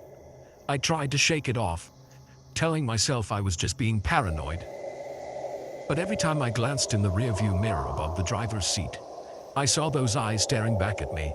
I couldn't make out his face clearly in the dim light of the bus, but there was something unsettling about the intensity of his gaze. It never wavered, never blinked. Just 2 pinpoints of light in the darkness, fixed on me. I tried to distract myself by looking out the window, but all I could see was my own reflection in the endless darkness beyond. The soft hum of the engine and the occasional bump in the road were the only sounds breaking the eerie silence. After what felt like an eternity, I decided to move seats, hoping to break the line of sight between me and my unwanted observer. I gathered my things and moved to a seat closer to the front, pointedly avoiding looking towards the back of the bus. For a few blissful moments I felt relief. But then, from the corner of my eye, I saw movement. The hooded figure had changed seats too, maintaining the same distance between us. My heart began to race. This couldn't be a coincidence. I considered asking the driver to stop, to let me off early, but we were in the middle of nowhere. The thought of being stranded on a dark, deserted road seemed even worse than staying on the bus. I fumbled for my phone, intending to call someone, anyone. But of course, there was no signal. We were passing through a dead zone, cut off from the rest of the world. The next hour was the longest of my life. I sat rigid in my seat, every muscle tense, straining to hear any sound of movement from behind me. A few times I thought I heard soft footsteps, but when I whipped my head around to look, the hooded figure was always in the same spot, those unblinking eyes fixed on me. As we approached the outskirts of the city, I began to relax slightly. We were almost there, just a little longer, and I'd be safe. That's when it happened. The bus lurched suddenly, the engine sputtering and dying. We rolled to a stop on the side of the road, the interior lights flickering ominously before going out completely. "Sorry, folks," the driver called out, his voice unnaturally loud in the sudden silence. "Looks like we've got some engine trouble. Sit tight while I take a look." I wanted to scream at him not to leave, to tell him about the creepy passenger in the back, but my voice seemed stuck in my throat. I watched helplessly as he exited the bus, leaving me alone with him. In the darkness, I could no longer see the hooded figure in the mirror, but I could feel his presence, oppressive and menacing. The silence stretched on, broken only by my own ragged breathing. Then, I heard it. Soft footsteps, moving slowly up the aisle of the bus. Panic surged through me. I had to get out of there. Without thinking, I bolted from my seat, stumbling towards the front of the bus. My hands shook as I wrestled with the door, finally managing to push it open. I tumbled out onto the road, the cool night air hitting me like a slap to the face. The driver was nowhere to be seen. Had it been minutes since he left, or hours? Time seemed to have lost all meaning. I started running, my feet pounding against the asphalt. I didn't know where I was going, only that I had to get away. Behind me, I heard the bus door open again. He was coming after me. My lungs burned as I ran, pushing myself harder than I ever had before. But no matter how fast I went, I could hear him behind me, his footsteps steady and relentless. Just when I thought I couldn't go on any longer, I saw lights ahead. A gas station, its fluorescent glow a beacon of hope in the darkness. With a final burst of energy, I sprinted towards it. I burst through the door, startling the sleepy-looking attendant behind the counter. "Please," I gasped. "You have to help me. There's someone after me." The attendant's eyes widened as he took in my disheveled appearance. He reached for the phone, already dialing as he asked, "What happened? Who's after you?" But as I turned to point out the window, to show him my pursuer, I realized something that made my blood run cold. There was no one there. The road was empty, stretching out into the darkness in both directions. The police arrived a short while later, their questions only adding to my confusion and fear. They found no sign of the hooded figure, no evidence of anyone following me. The bus was where we'd left it, the driver working on the engine, completely unaware of what had transpired. As the adrenaline wore off, doubt began to creep in. Had I imagined it all? Was it possible that the stress of grad school and lack of sleep had caused me to hallucinate? But even as I tried to rationalize what had happened, I couldn't shake the memory of those eyes, that unwavering gaze that had followed me through the night. Real or not, the fear had been genuine. The police offered to drive me back to campus, an offer I gratefully accepted. As we drove away from the gas station, I couldn't help but look back one last time. And there, just for a moment, I thought I saw a hooded figure standing at the edge of the light, watching me go. I never took the night bus again after that. The incident left me jumpy and paranoid for weeks, jumping at shadows and avoiding being alone in public spaces. My friends and family were concerned, suggesting therapy or medication to help with what they saw as an anxiety disorder. But I knew what I had experienced, even if I couldn't explain it. There are things out there in the darkness, things that defy rational explanation. And sometimes they ride the night bus, waiting for unsuspecting passengers. To this day, I can't see a hooded figure without my heart rate spiking. I avoid traveling alone at night whenever possible. And every now and then, when I'm in a crowded place, I get that familiar prickling sensation at the back of my neck. When I turn to look, there's never anyone there. But I know, deep down, that somewhere out there, those eyes are still watching, waiting for our paths to cross again. So if you ever find yourself on a nearly empty bus late at night, and you feel like you're being watched, trust your instincts. Because sometimes, the monsters we fear aren't just in our imagination. Sometimes, they're sitting right behind us, hidden in plain sight, waiting for the right moment to strike. As for me, I'll stick to daylight travel from now on.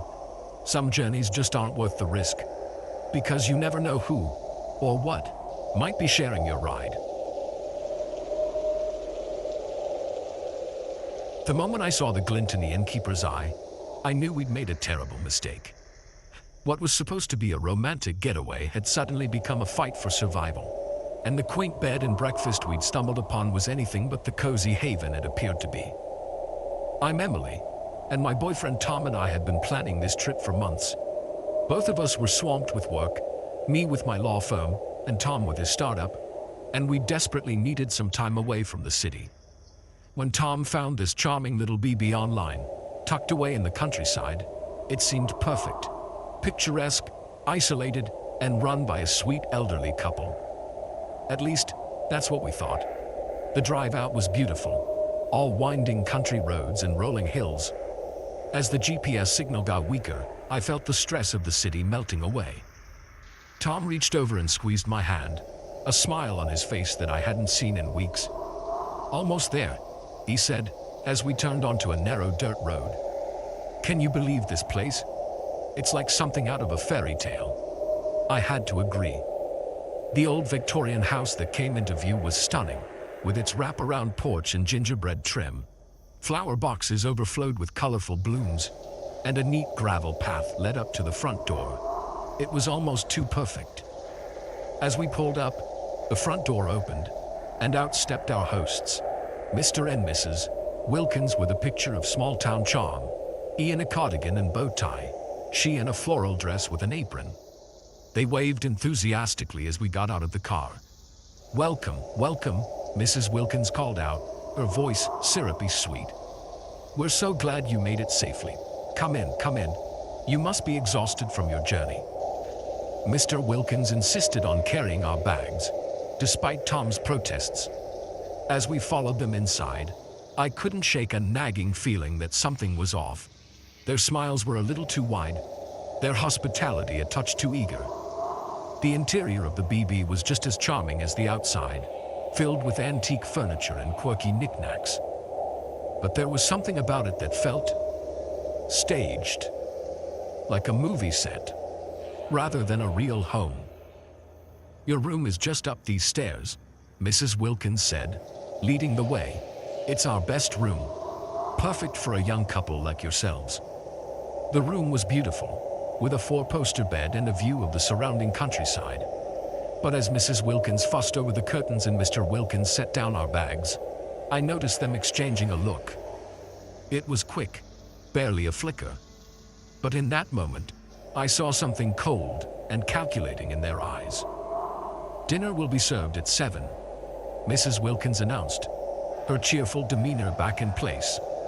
"We do hope you'll join us. I've prepared something special." As soon as they left, Tom flopped onto the bed with a contented sigh. "This place is amazing, Em. You were worried for nothing." I tried to smile, but it felt forced. "Yeah, it's great. I'm just tired, I guess." We freshened up and headed down for dinner.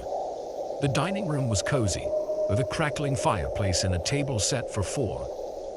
The Wilkins were already seated, beaming at us as we entered. "There you are," Mr. Wilkins boomed. "Sit, sit."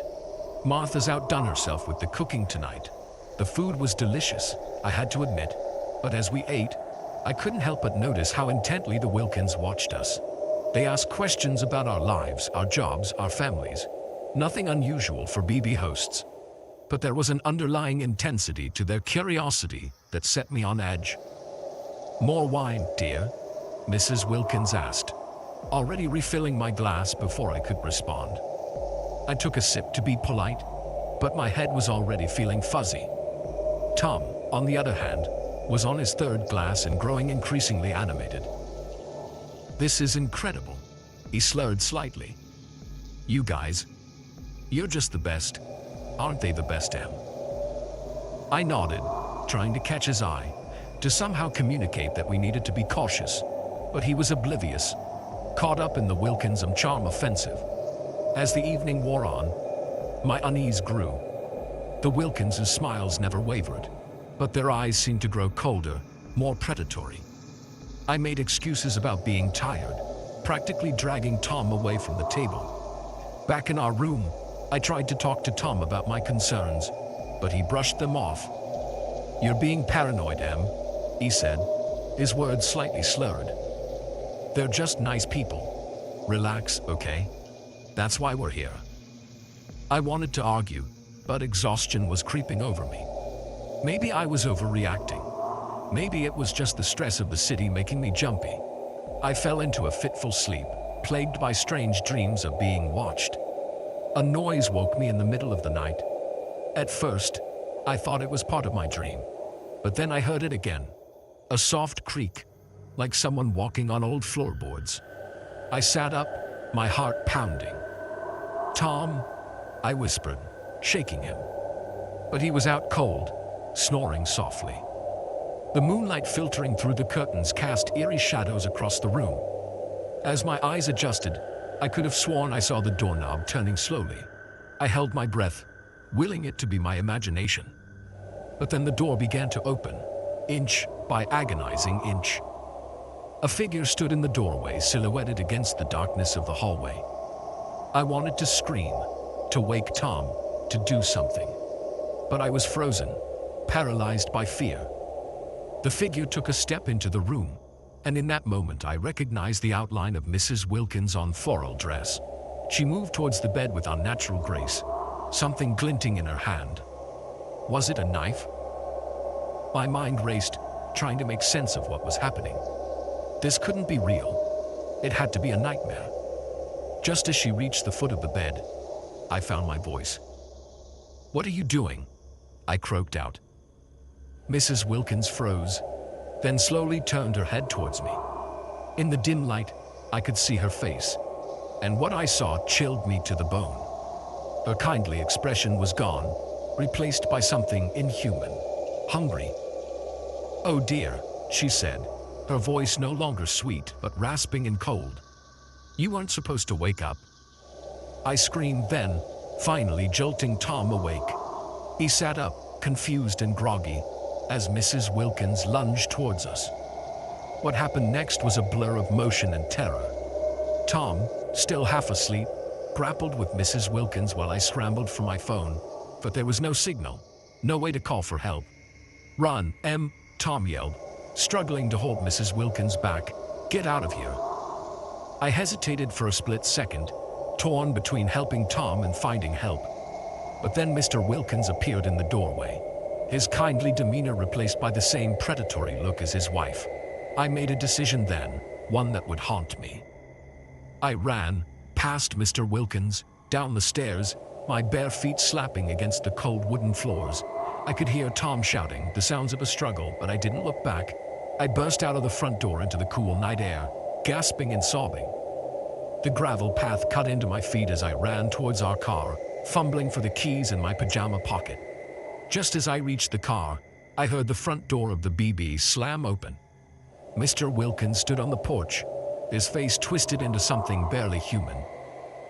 "You can't leave," he called out, his voice a guttural growl. "No one ever leaves." With shaking hands, I managed to unlock the car and throw myself inside, locking the doors just as Mr. Wilkins reached it. He pounded on the window, his face pressed against the glass, eyes wild and hungry. I turned the key, praying the engine would start. For one heart-stopping moment, it just sputtered. Then, mercifully, it roared to life. I threw the car into reverse, nearly running over Mr. Wilkins as I peeled out of the driveway. As I sped down the dirt road, I could see the Wilkins in my rearview mirror, standing in the middle of the road watching me go. And in the upstairs window, I caught a glimpse of Tom's face, pale and terrified. I drove through the night, tears streaming down my face. The image of Tom at the window burned into my mind. I should have made him come with me. I should have done something, anything, to save him. When I finally reached a town and found a police station, they didn't believe me. They said I was hysterical, that I must have had a nightmare or a bad reaction to something I ate. When they went to check out the BB, they found nothing. No Victorian house, no Wilkins, no Tom. Just an empty field where I swore the house had stood. It's been 2 years since that night, and I haven't stopped searching for answers. I've scoured the internet, hired private investigators, even tried to go back to where the BB was supposed to be. But it's like it never existed. Sometimes, late at night, I still hear Mrs. Wilkins' voice rasping and cold. You aren't supposed to wake up. And I wonder, did I ever really wake up at all? Or am I still trapped in that nightmarish BB, living out some twisted fantasy of escape? All I know is this. If you're ever driving down a lonely country road and come across a charming bed and breakfast that seems too good to be true, keep driving. Because some places aren't meant to be found and some hosts aren't what they seem. And if you're not careful, you might check in, but you'll never check out.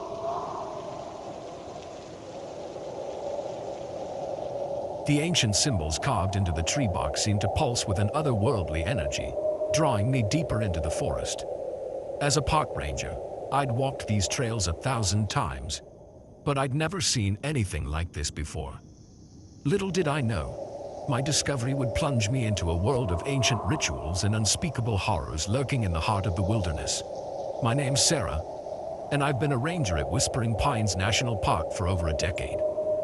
I thought I knew every inch of these woods, every secret they held, but that day proved me horribly wrong. It started as a routine patrol. The autumn air was crisp, leaves crunching under my boots as I made my way along the lesser-used trails. I loved this time of year. The vibrant colors, the smell of decaying leaves, the quiet that settled over the forest as it prepared for winter. I was about 2 hours into my hike when I first noticed something odd. A tree just off the trail, with strange markings on its trunk. At first, I thought it might be vandalism. We'd had issues with that before. But as I got closer, I realized these weren't the work of bored teenagers or overzealous hikers. The symbols were intricate, clearly carved with precision and care. They looked ancient, reminiscent of Norse runes or Celtic knots, but unlike anything I'd ever seen in my archaeological studies. And there was something else. A faint glow emanating from the grooves, pulsing slowly like a heartbeat. I reached out to touch the carvings, my fingers trembling slightly. The moment my skin made contact, a jolt of energy shot through me, making me stumble back. The forest around me seemed to shift, the colors becoming more vivid, the sounds more intense. For a moment, I could have sworn I heard whispers on the wind, speaking in a language I couldn't understand. Shaking off the strange sensation, I pulled out my camera to document the find. But when I tried to take a picture, the screen went fuzzy, refusing to focus on the symbols. It was as if they didn't want to be captured.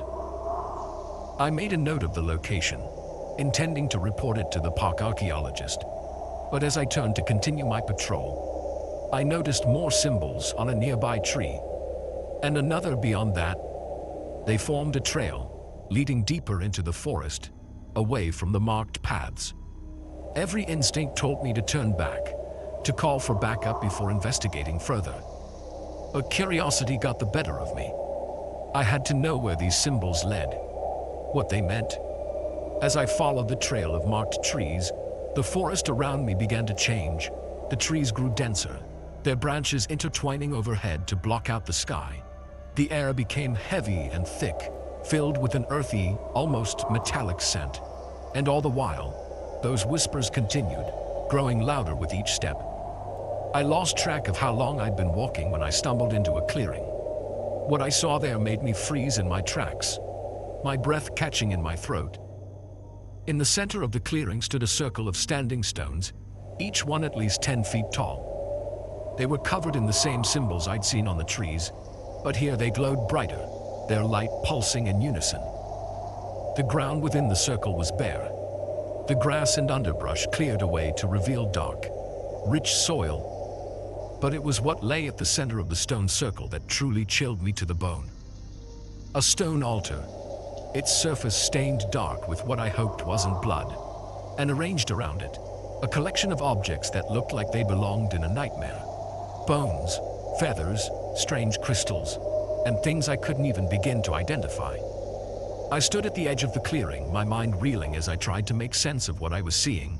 This couldn't be real. Things like this didn't exist, not in the real world, not in my forest. As I wrestled with my disbelief, a twig snapped behind me. I whirled around, my heart pounding, to find myself face to face with an old man. He seemed to have appeared out of nowhere, his weathered face grave as he regarded me. "You shouldn't be here," he said, his voice raspy and low. "This place isn't for your kind." I opened my mouth to respond, to demand answers, but before I could speak, more figures emerged from the trees. They wore dark robes, their faces hidden in deep hoods. They moved with an unnatural grace, forming a loose circle around me and the old man. "What is this place?" I finally managed to ask, my voice shaking. "Who are you people?" The old man's expression softened slightly. "We are the Guardians," he said. "We protect the ancient ways, the old magic that still lingers in places like this." "Magic," I repeated incredulously. "That's impossible." A humorless smile crossed the old man's face. "Many things are possible in this world, Ranger. More than you can imagine." As if to prove his point, he raised his hand. The symbols on the standing stones flared to life, their glow intensifying until it was almost blinding. The whispers I'd been hearing grew to a crescendo, and I felt the ground beneath my feet begin to tremble. Panic surged through me. I had to get out of there, had to report what I'd found. But as I turned to run, I found my path blocked by the robed figures. They stood silent and motionless, an impenetrable wall between me and escape. "You have a choice to make," the old man said, his voice cutting through the cacophony of whispers. "You can join us, learn our ways, become part of something greater than yourself. Or—" He trailed off, but the threat was clear in his eyes. I glanced around wildly, looking for any way out, but I was surrounded, trapped in this impossible situation. "Why me?" I asked, stalling for time as I tried to think of a plan. "Why show me all this?" "You were chosen." One of the robed figures spoke, its voice ethereal and androgynous. "The forest led you here. It sees something in you." I shook my head, still struggling to accept what was happening. "This is insane. I'm a park ranger, not some chosen one. There has to be a mistake." The old man stepped closer, his eyes boring into mine. "There are no mistakes in matters like these. You have been brought here for a reason. The only question is, will you accept your destiny?" As he spoke, the energy in the clearing seemed to intensify. The glowing symbols pulsed faster, the whispers grew louder, and I could feel a strange pressure building in the air around us. It was as if the very forest was holding its breath, waiting for my answer. I looked around at the robed figures, at the ancient stones, at the old man watching me expectantly. Part of me was terrified, wanting nothing more than to wake up from this nightmare and return to my normal life. But another part, a part I barely recognized, was intrigued. Curious about the secrets these people held, the magic they claimed to wield. "If I say yes," and I said slowly, "what happens next?" The old man's face broke into a genuine smile. "Then your real journey begins. You'll learn things you never dreamed possible, see wonders beyond imagination. But be warned, this path is not an easy one. There will be trials, sacrifices to be made. I took a deep breath, weighing my options. I could try to run, to fight my way out and report what I'd found. But deep down, I knew I'd never make it. And even if I did, who would believe me? On the other hand, saying yes meant stepping into a world I didn't understand, leaving behind everything I knew. It was terrifying, but also exhilarating. In that moment, standing in that impossible clearing surrounded by ancient magic, I made my choice. I'll do it, I said, my voice steadier than I felt. I want to learn. The old man nodded solemnly. Then let the initiation begin. What happened next is difficult to describe. The robed figures began to chant, their voices blending with the whispers that filled the air. The symbols on the stones blazed with light, and I felt a surge of energy course through me. It was painful and ecstatic all at once, like being unmade and remade in the span of a heartbeat. When it was over, I fell to my knees, gasping for breath. The world around me looked different, sharper, more vibrant. I could feel the pulse of life in every tree, every blade of grass. And the whispers, I could understand them now. The old man helped me to my feet, a look of pride on his face. "Welcome, sister," he said. "Your new life begins now." As the robed figures gathered around me, welcoming me into their fold, I cast one last look at the trail that had led me here. My old life, my identity as a park ranger, seemed like a distant memory already. I didn't know what challenges lay ahead, what secrets I would uncover or powers I would wield. But I knew one thing for certain. My life would never be the same again. The forest had chosen me, and I had accepted. Whatever came next, I was ready to face it. As we made our way deeper into the heart of the forest, leaving behind the world I once knew, I couldn't help but wonder, how many other hidden wonders were out there, waiting to be discovered, and how many other unsuspecting hikers might stumble upon them, forever changing the course of their lives. The forest, it seemed, held far more secrets than I could have ever imagined, and I was now one of them.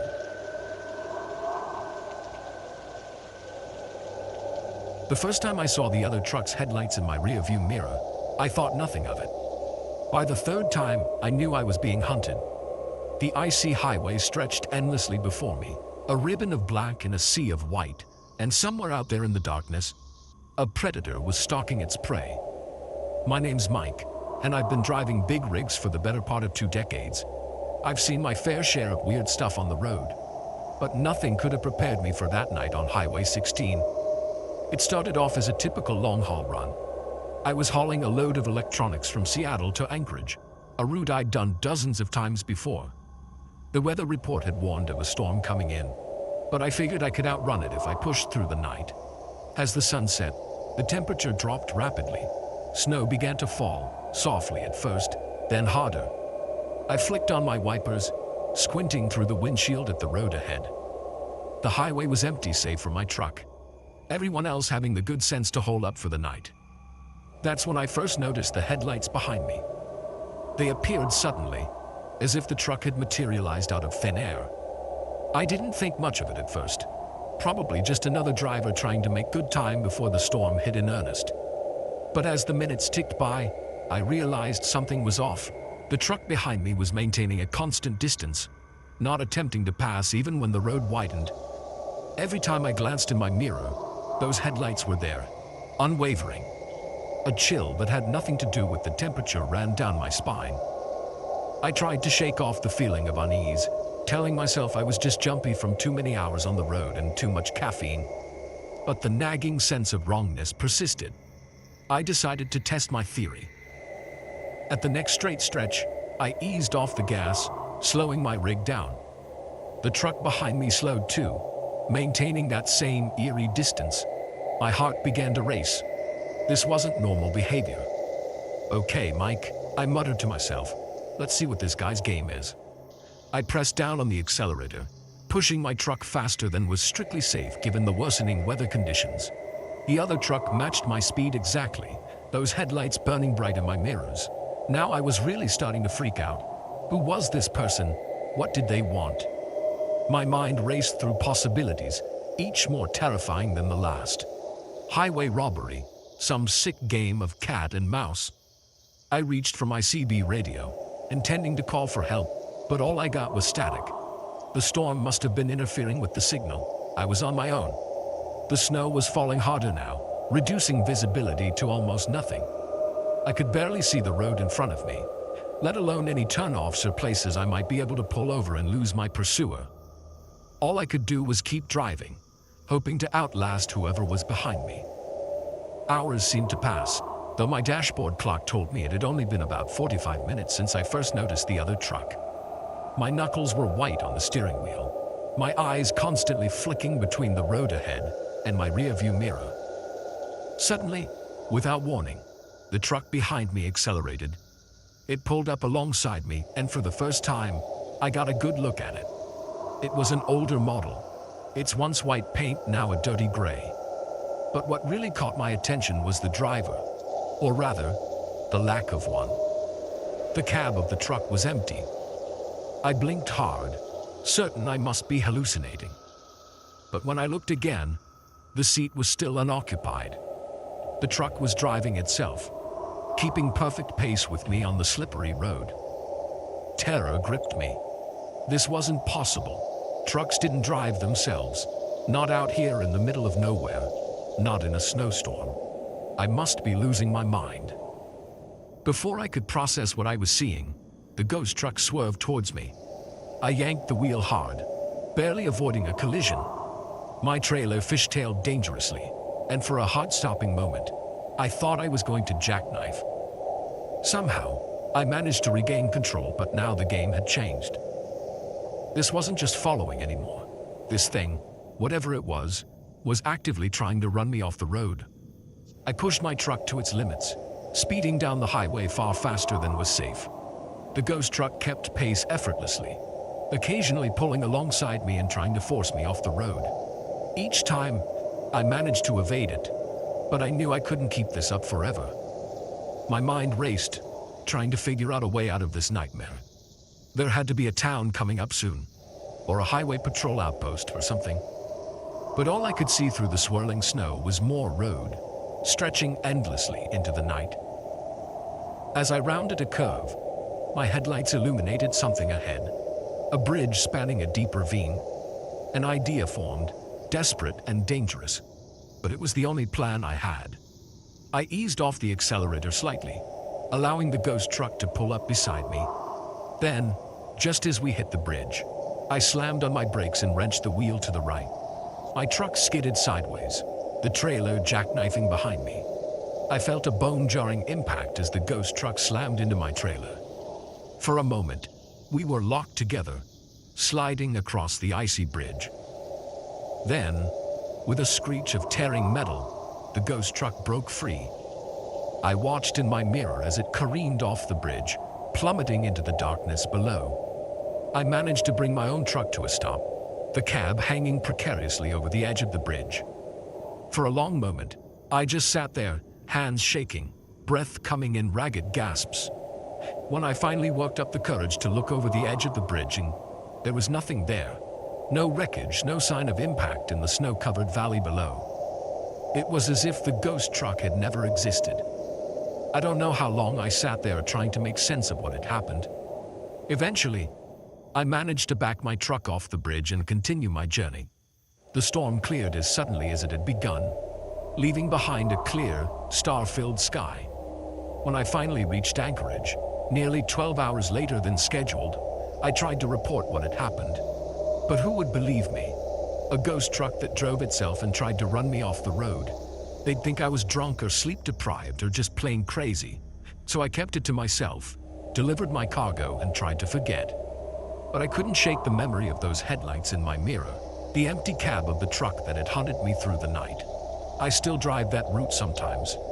And every time I do, I find myself watching my mirrors a little more closely, especially when the snow starts to fall.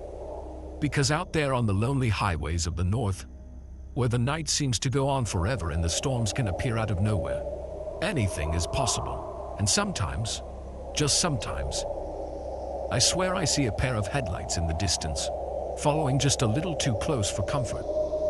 When that happens, I push my truck a little faster, grip the wheel a little tighter, and pray that I make it through the night. Because now I know the truth. The roads we travel aren't always as empty as they seem. And not all the dangers out there can be explained by the laws of nature or man. So if you're ever driving on a lonely highway late at night, and you see a truck in your rearview mirror that seems to be following just a little too close, don't assume it's just another driver. It might be something else entirely. Something that hunts in the darkness, on roads where the living fear to tread. And if you see it, do what I did. Drive fast, drive smart, and whatever you do, don't look in the cab. Because some things, once seen, can never be unseen. And the ghost truck is always out there, waiting for its next victim on the endless highways of the night. The first time I saw the townspeople gather in the square at midnight, I thought it was just a quaint local tradition. By the third time, I knew I had stumbled upon something far more sinister. This sleepy little town was harboring a dark secret, and my curiosity was about to put me in grave danger. My name's Alex, and I'd moved to Millbrook just 2 months ago to take a job as the town's new social worker. Fresh out of grad school and eager to make a difference, I thought a small town would be the perfect place to start my career. Little did I know, I was walking into a nightmare. Millbrook seemed picture perfect at first glance. Charming Victorian houses lined the streets. Flowers bloomed in every yard, and everyone greeted me with a smile. But there was something off about those smiles, something that didn't quite reach the eyes. I first noticed it with Mrs. Henderson, an elderly woman I was helping to sign up for meal delivery. As she chatted about her grandchildren, her smile never wavered, even when she mentioned her late husband. It was as if her face was frozen in a permanent mask of pleasantry. Then there was the incident at the local diner. I overheard 2 men arguing in hushed tones, but the moment they noticed me, they switched to talking about the weather. Those same eerie smiles plastered on their faces. But it was the midnight gatherings that really set off alarm bells. I first spotted them by chance when I was up late working on reports. A group of people, all ages, silently making their way to the town square.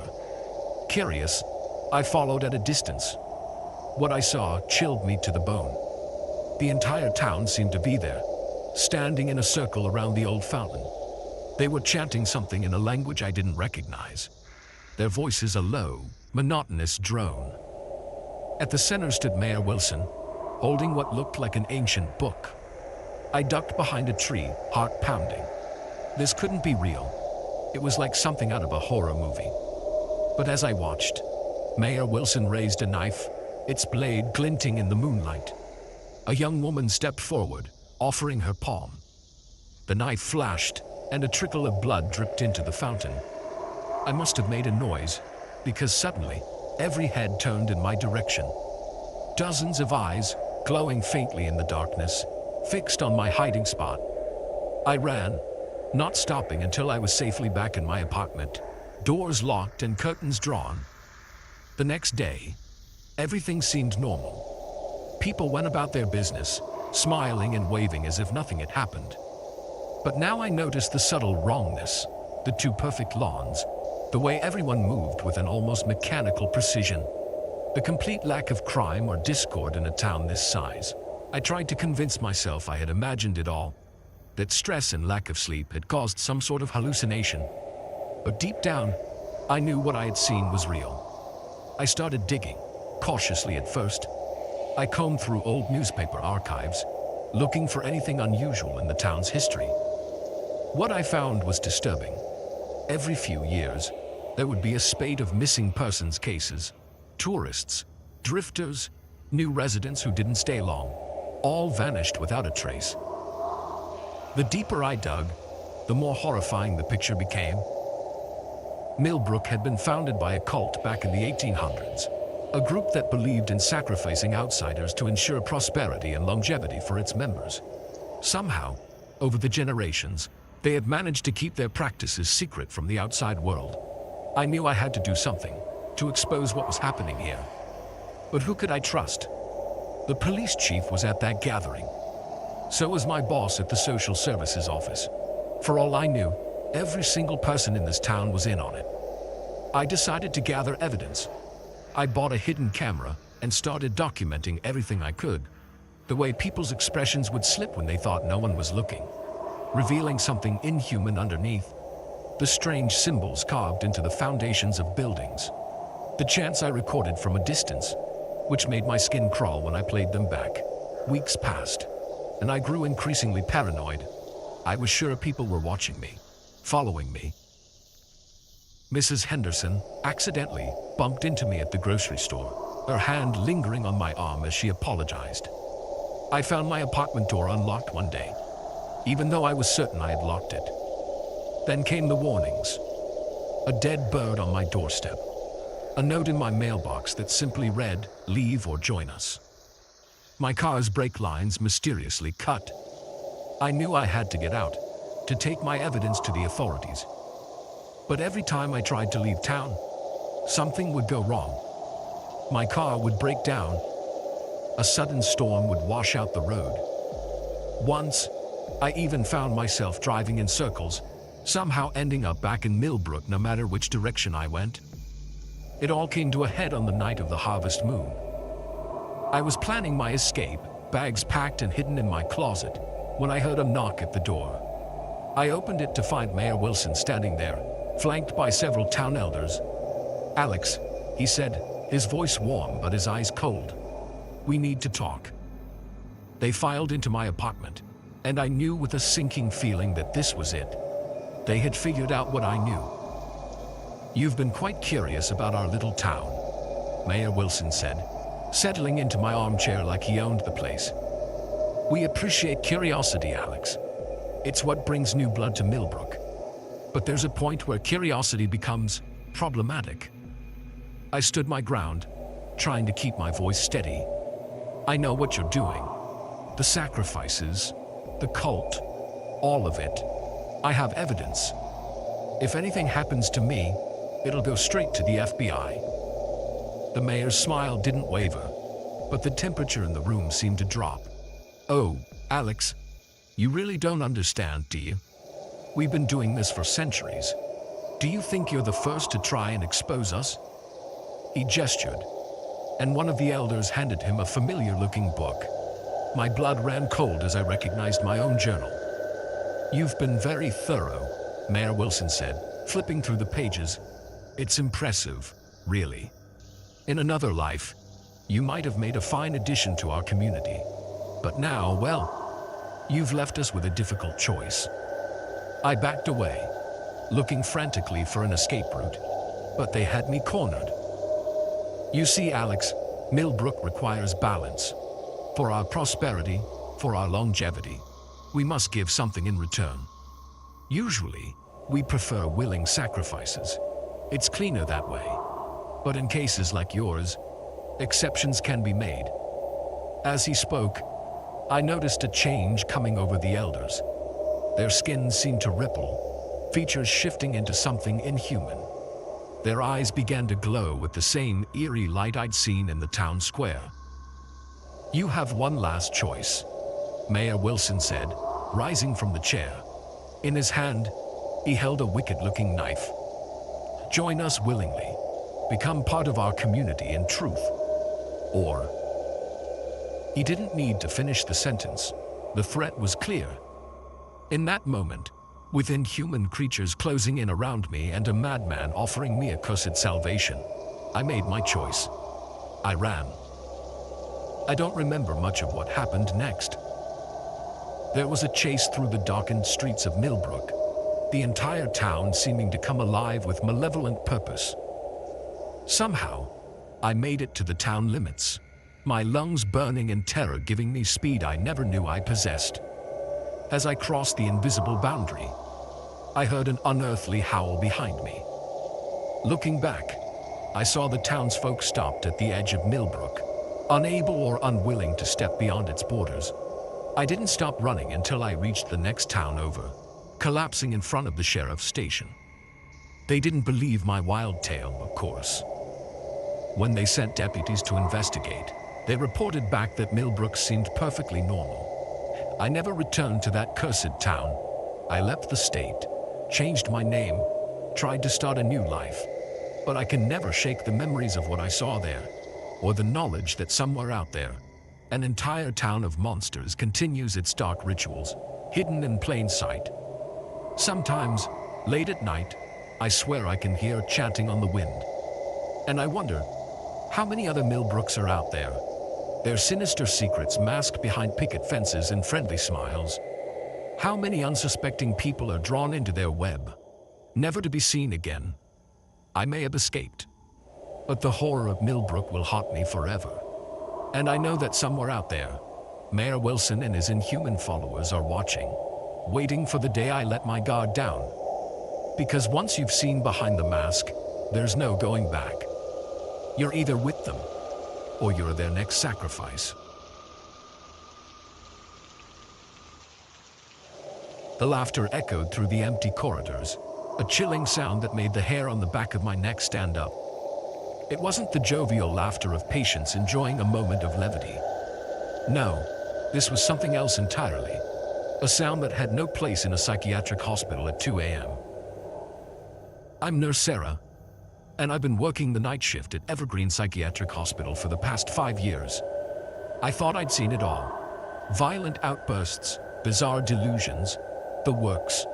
But nothing could have prepared me for that night. It started as a typical shift. I made my rounds, checking on patients and administering medications. The hospital was quiet, save for the occasional muffled snore or creak of the old building settling. I was at the nurse's station, catching up on paperwork, when I first heard it. A soft giggle, barely audible over the hum of the fluorescent lights. I looked up, frowning. It was coming from down the hall, near room 237. That was odd. The patient in 237, Mr. Johnson, was heavily sedated. He shouldn't have been awake, let alone laughing. I got up to investigate, my footsteps echoing in the empty corridor. As I approached room 237, the laughter grew louder, more maniacal. My hand hesitated on the doorknob. Something felt wrong, very wrong. Taking a deep breath, I pushed the door open. The room was dark, illuminated only by the faint glow of the monitoring equipment. Mr. Johnson lay in his bed, exactly as he should be, still and silent. The laughter had stopped. I checked his vitals. Everything normal. But as I turned to leave, I caught a glimpse of movement in the corner of my eye. I whirled around, heart pounding. But there was nothing there. Just shadows and medical equipment. Get a grip, Sarah, I muttered to myself. You're letting your imagination run wild. Back at the nurse's station, I tried to focus on my paperwork, but I couldn't shake the feeling of unease that had settled over me. The hospital felt different somehow, as if the very air had changed. That's when I heard it again. Laughter, this time from the opposite direction. It was coming from the day room, a space that should have been empty and locked at this hour. Against my better judgment, I went to check it out. The laughter grew louder as I approached. Not just one voice now, but many. It sounded like a party in full swing. I fumbled with my keys, hands shaking slightly as I unlocked the day room door. The laughter cut off abruptly as I swung it open. The room was empty, chairs neatly stacked against the wall. No sign of any patients, no reason for the sounds I'd heard. But the air felt charged, as if something had just vacated the space.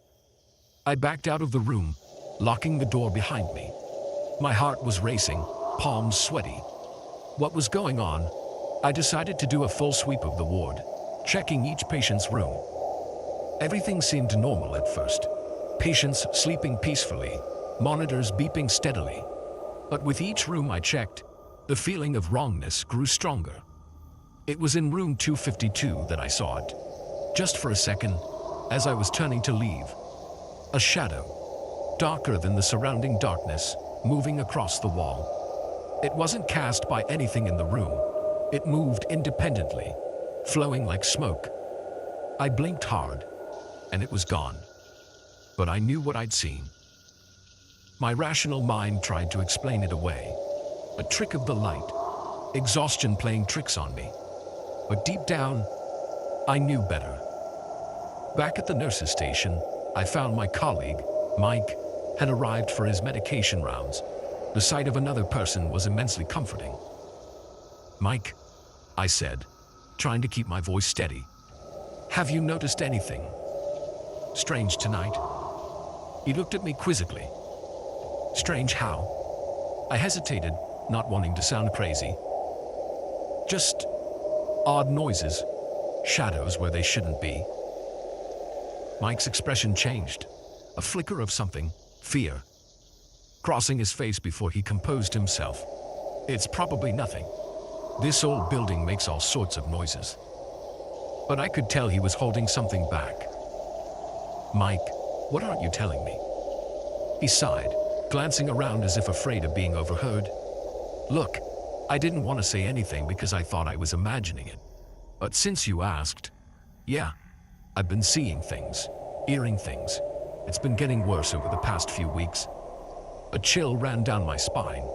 "What kind of things?" "Shadows moving on their own. Whispers when there's no one around. And the patience." He trailed off, looking uncomfortable. "What about the patients?" I pressed. "They've been talking about seeing things too. Even the ones who are usually lucid. They say there's something in the hospital, something that comes out at night." I was about to respond when a scream cut through the air, high-pitched and terrified. We both jumped, then raced towards the sound. It was coming from room 224, home to Angela, a schizophrenic patient who was usually calm on her meds. We burst into the room to find Angela huddled in the corner, her eyes wide with fear. "They're here," she shrieked. "Can't you see them? They're everywhere." I approached her cautiously. "Angela, it's okay. You're safe. There's nothing here." But as I said it, I saw movement out of the corner of my eye. The shadows in the room seemed to be shifting, coalescing into shapes that were almost human, but not quite. Angela pointed a shaking finger over my shoulder. "Behind you." I spun around, my heart in my throat. For a split second, I saw it clearly. A figure made of darkness, its edges blurred and shifting. It had no face, just a blank void where features should be. Then it was gone, melting back into the shadows. Mike had seen it too, judging by his pale face and shocked expression. "What the hell was that?" he whispered. Before I could answer, the lights began to flicker. The temperature in the room plummeted, our breath visible in the suddenly frigid air. Angela's terrified whimpers were drowned out by a chorus of whispers that seemed to come from everywhere and nowhere at once. The shadows were moving again, but this time they didn't retreat. They grew, spreading across the walls and floor, reaching out with tendrils of darkness. I felt a touch on my arm, cold as ice and undeniably real. "Run!" I yelled, grabbing Angela with one hand and Mike with the other. We bolted from the room, the whispers rising to a feverish pitch behind us. The entire ward was in chaos. Patients were screaming, alarms blaring. The shadows pursued us, flowing down the corridors like a flood of ink. We ran for the exit, but the doors wouldn't budge. "The emergency exit," Mike gasped, "in the basement." We raced down the stairs, the darkness nipping at our heels. I could hear other footsteps joining ours, staff and patients, all fleeing the encroaching shadows. The basement was pitch black, but Mike found the emergency exit, slamming into the push bar. For one heart-stopping moment, I thought it wouldn't open. Then it gave way, and we spilled out into the cool night air. We didn't stop running until we reached the parking lot. Looking back, I saw shadows writhing in the windows of the hospital, as if the entire building was being consumed from within. As we stood there, gasping for breath, I realized that nothing would ever be the same. We had seen something that defied explanation, something that shattered our understanding of reality. The authorities arrived soon after. Drawn by the alarms and our frantic calls, they evacuated the building, but found no trace of the shadows or anything unusual. The official report blamed a gas leak for the mass hallucination, But I know what I saw. What we all saw. Something ancient and malevolent had awakened in Evergreen Psychiatric Hospital, whether it was always there, feeding on the fears and delusions of the patients, or whether it was summoned by some unknown force. I'll never know. I quit my job the next day. I couldn't bring myself to set foot in that building again. Many others did the same. The hospital closed down shortly after, unable to recover from the scandal and unable to hire new staff willing to work there. Sometimes, when I drive past the abandoned building at night, I swear I can hear faint laughter echoing from its dark windows. And I wonder, is it really empty? Or did we just leave those poor souls behind to face the darkness alone? I don't know if I'll ever have answers. But one thing's for certain. I'll never look at shadows the same way again. Because now I know that sometimes, the things we dismiss as tricks of the light or figments of our imagination are all too real. And they're waiting, in the dark corners of old buildings and the recesses of our minds, ready to emerge when the night is long and our guard is down.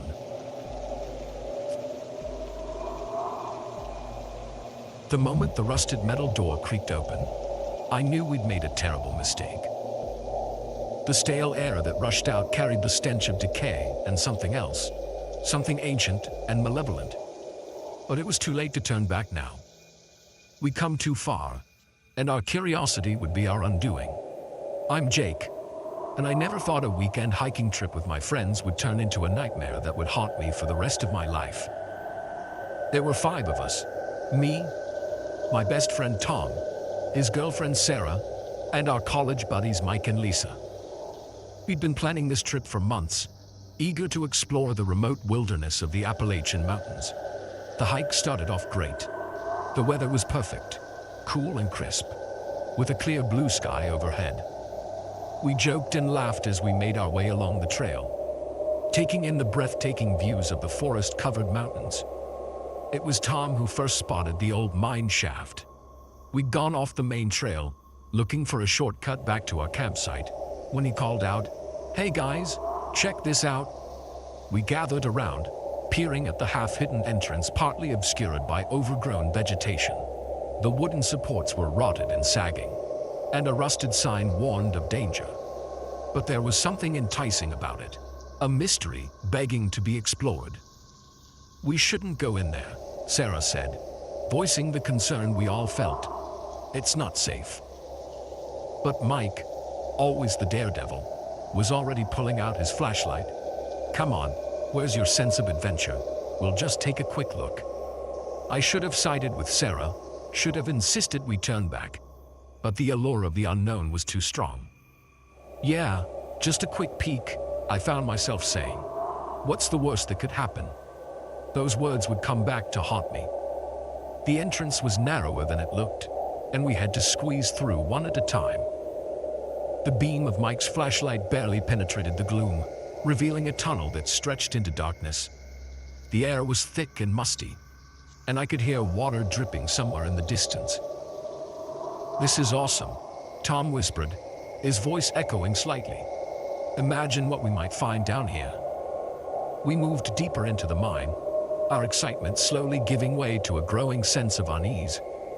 The tunnel twisted and turned, leading us further underground.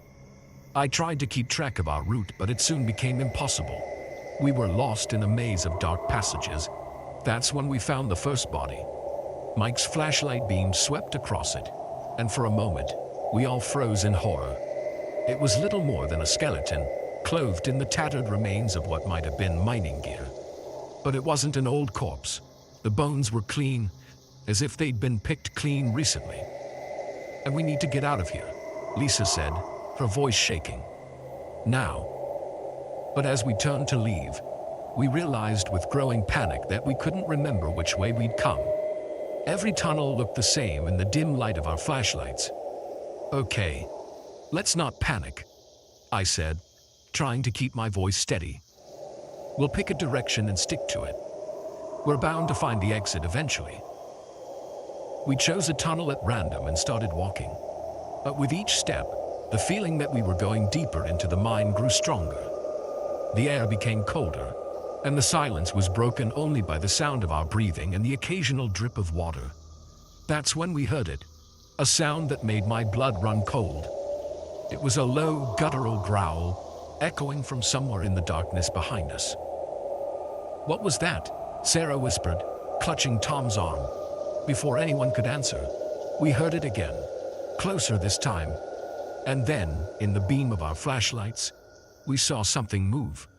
It was unlike anything I'd ever seen before. At first, I thought it was a man.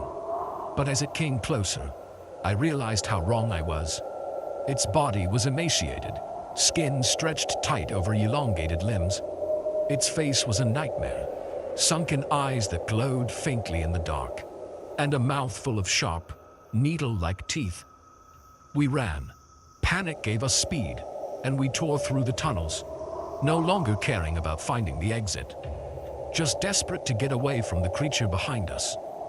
I could hear its snarls echoing off the walls, growing louder as it gained on us.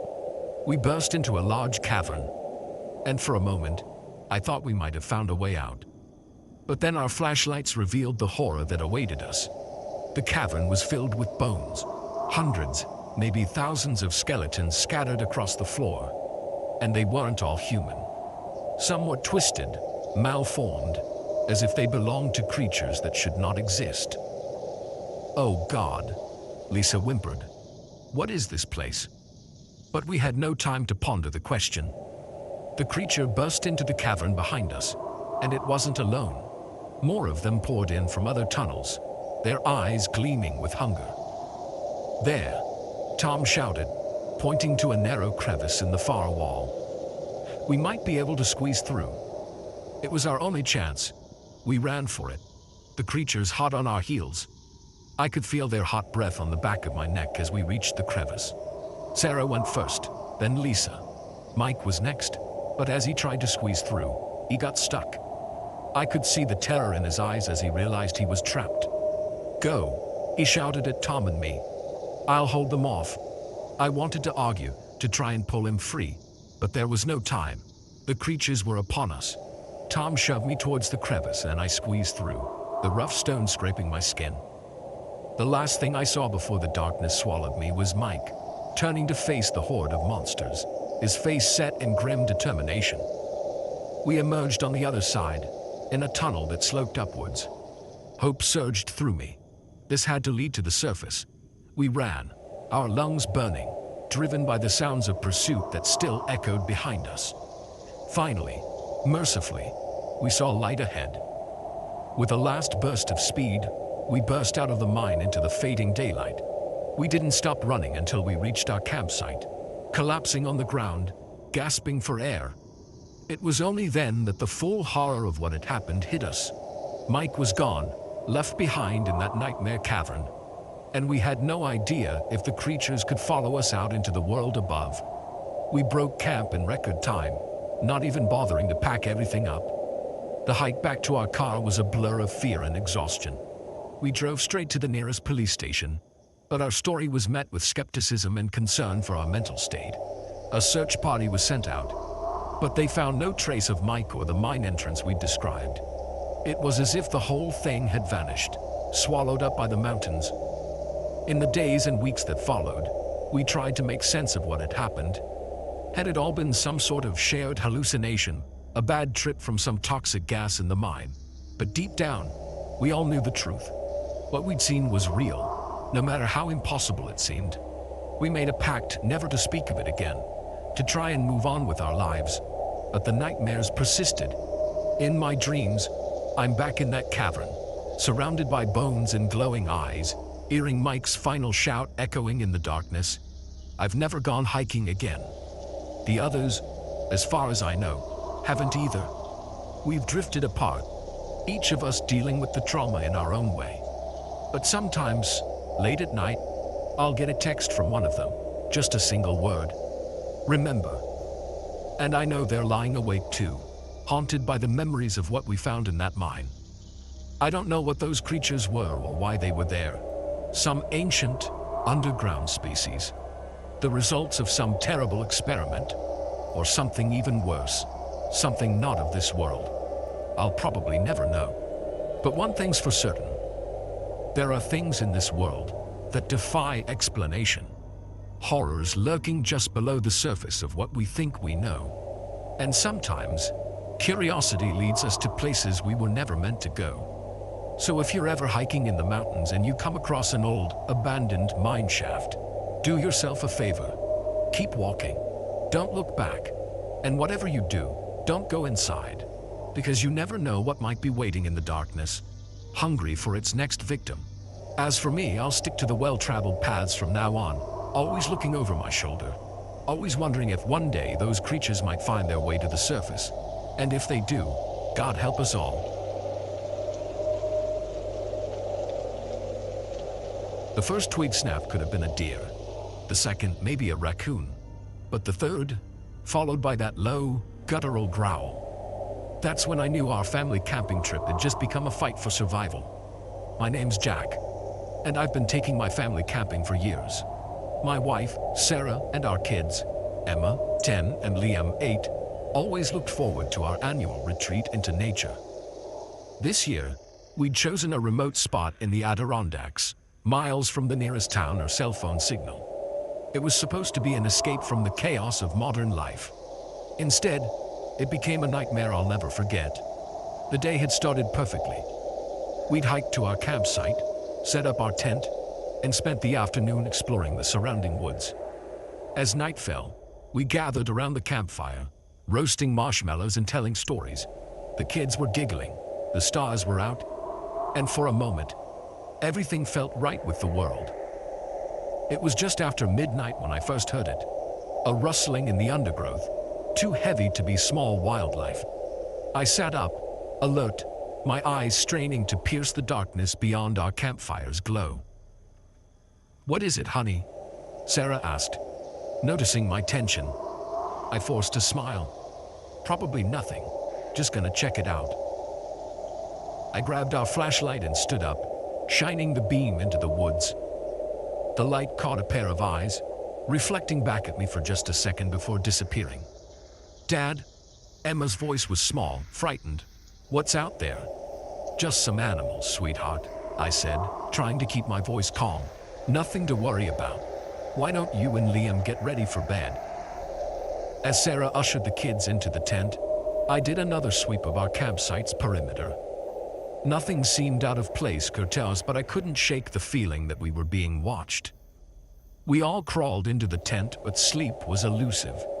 Every snap of a twig, every rustle of leaves had me on edge. The kids finally drifted off, but Sarah and I lay awake, listening. It was around 2 a.m. when we heard it clearly. Footsteps circling our tent. Heavy, deliberate steps that no animal would make. Sarah's hand found mine in the darkness, squeezing tight. "Jack," she whispered, her voice trembling. "What do we do?" Before I could answer, a shadow fell across our tent. Something large was right outside, its silhouette visible through the thin fabric. My heart was pounding so hard I was sure whatever it was could hear it. Then, without warning, an unearthly howl split the night. It was like nothing I'd ever heard before. Part wolf, part something else entirely. The kids jerked awake, Liam letting out a frightened whimper.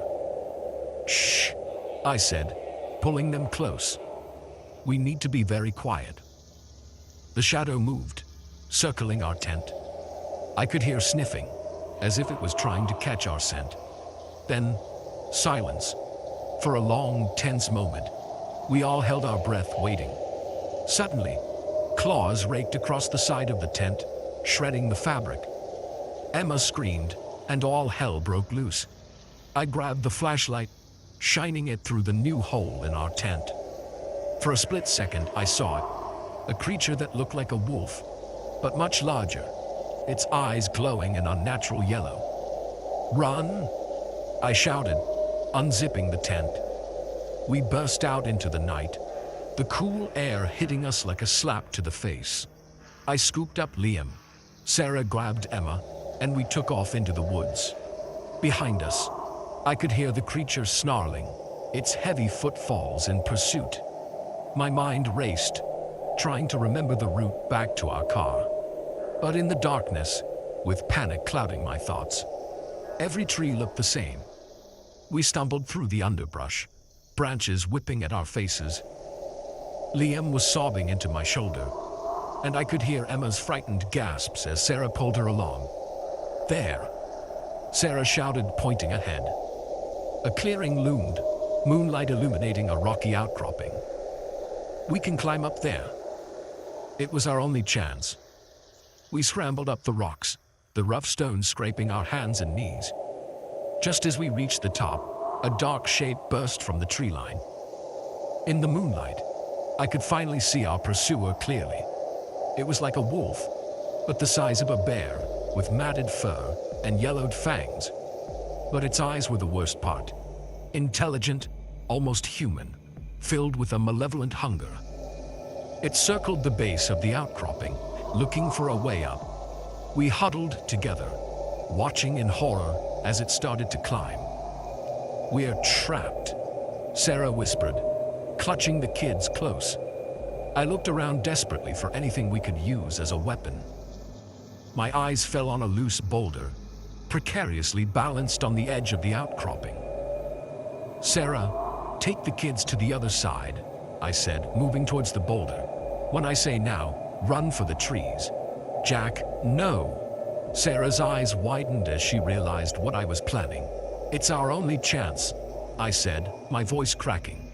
"Please, just be ready." The creature was halfway up now, its claws scraping against the rock as it climbed. I positioned myself behind the boulder, my hands against its rough surface. Timing would be everything.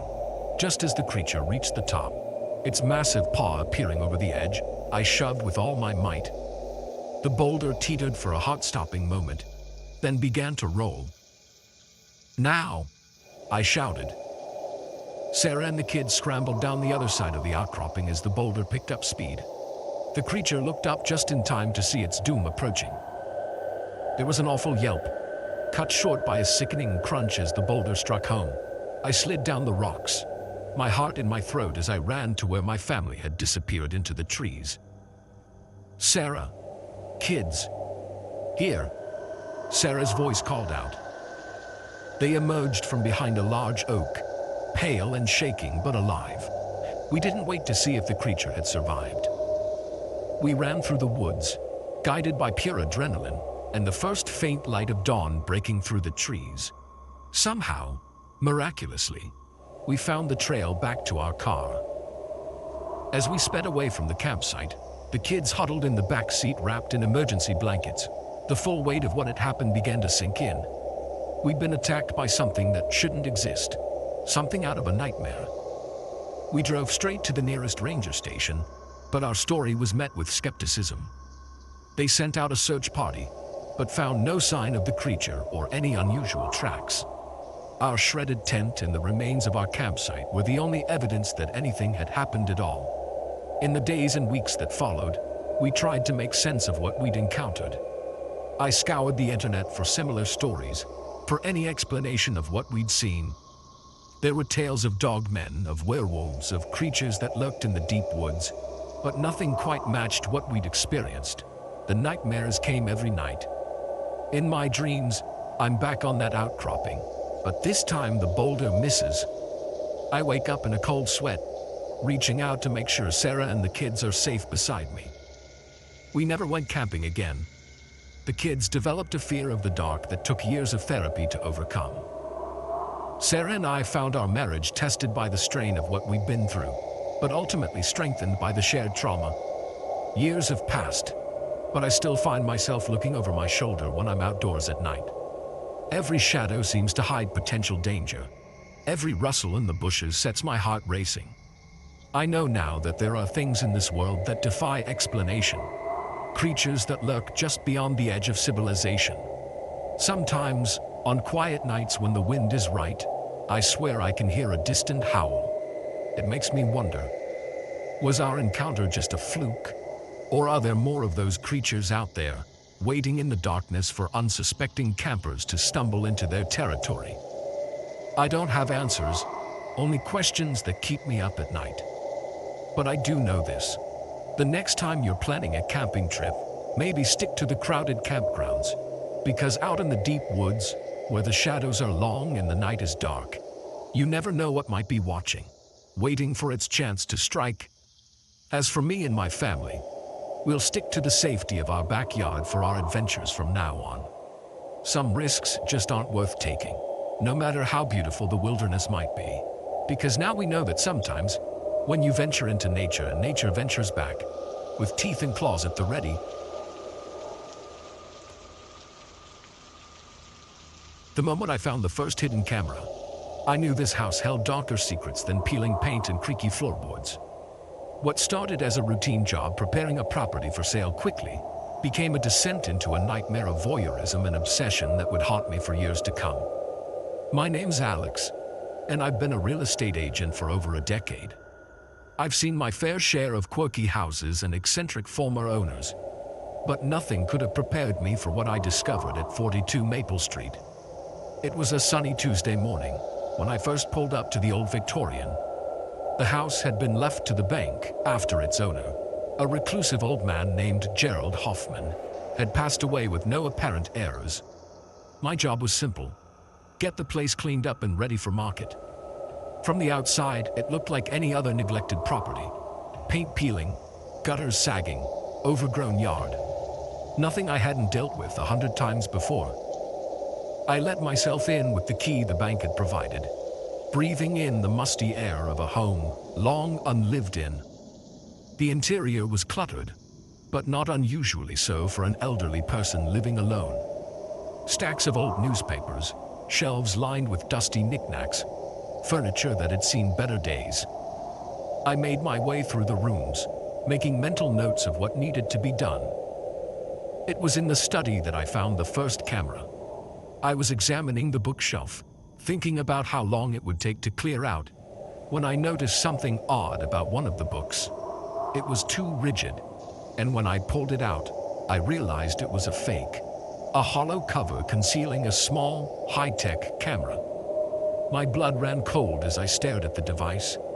Why would someone hide a camera in their own study? I tried to rationalize it.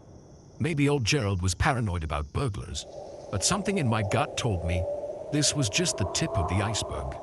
I was right. Over the next few hours, I found more cameras. They were everywhere, hidden in light fixtures, concealed behind paintings, tucked into the corners of rooms. Each discovery sent a fresh wave of unease through me. This wasn't paranoia. This was something far more sinister. But it was what I found in the basement that truly chilled me to the bone. The door was locked, but I managed to force it open. The stairs creaked ominously as I descended, my flashlight beam cutting through the darkness. And there, taking up half the basement, was a setup that belonged in a spy movie. Banks of monitors lined one wall, each connected to one of the hidden cameras I'd found upstairs. But it wasn't just the inside of the house that was under surveillance. There were views of the street, the neighbors, homes, even the inside of the house next door. My hands shook as I moved deeper into the room. Filing cabinets lined another wall, and when I opened one, I found it full of meticulously labeled folders. Each contained photos, notes, and what looked like transcripts of conversations. Gerald hadn't just been watching his neighbors. He'd been documenting their every move. I felt sick. This was so much worse than I could have imagined. I needed to call the police to report what I'd found. But as I turned to leave, my flashlight beam caught something that made my heart stop. A door, hidden behind a stack of old boxes. A door that had no business being there. Every instinct screamed at me to run, to get out of that basement and never look back. But I couldn't. I had to know. The door wasn't locked. It swung open with a creak that seemed to echo in the silence of the basement. And there, in a room no bigger than a closet, was a bed. A small, neatly made bed with restraints attached to the frame. I stumbled backward, my mind reeling. This wasn't just voyeurism. This was something far more terrible. Had Gerald been kidnapping people, holding them prisoner in this secret room? I ran up the stairs, my heart pounding so hard I thought it might burst out of my chest. I had to get out, had to call the police. But as I reached the top of the stairs, I heard something that made my blood run cold. The front door was opening. I froze, listening intently. Footsteps moving through the house. But that was impossible. I had the only key. Unless Gerald wasn't as dead as everyone thought. Panic surged through me. I looked around frantically for a place to hide, acutely aware of the irony. In a house full of hidden surveillance equipment, I was now the one trying not to be seen. I ducked into a nearby closet, pulling the door closed just as the basement door creaked open. Through a crack, I could see a figure descending the stairs. It wasn't Gerald. This person was younger, moved more smoothly. A relative, perhaps. Someone who had inherited his twisted legacy. I held my breath, pressing myself against the back of the closet. I could hear them moving around in the basement, and then the unmistakable sound of computer equipment powering up. They were activating the surveillance system. Minutes stretched into what felt like hours. I stood there, barely daring to breathe, my mind racing. How was I going to get out of this? Even if I managed to sneak past them, they'd know someone had been here. They'd see me on the cameras. Finally, after what seemed like an eternity, I heard them coming back up the stairs. They paused at the top, and for a heart-stopping moment, I thought they were going to check the closet. But then they moved on, their footsteps receding towards the front of the house. I waited until I heard the front door close before I allowed myself to breathe again.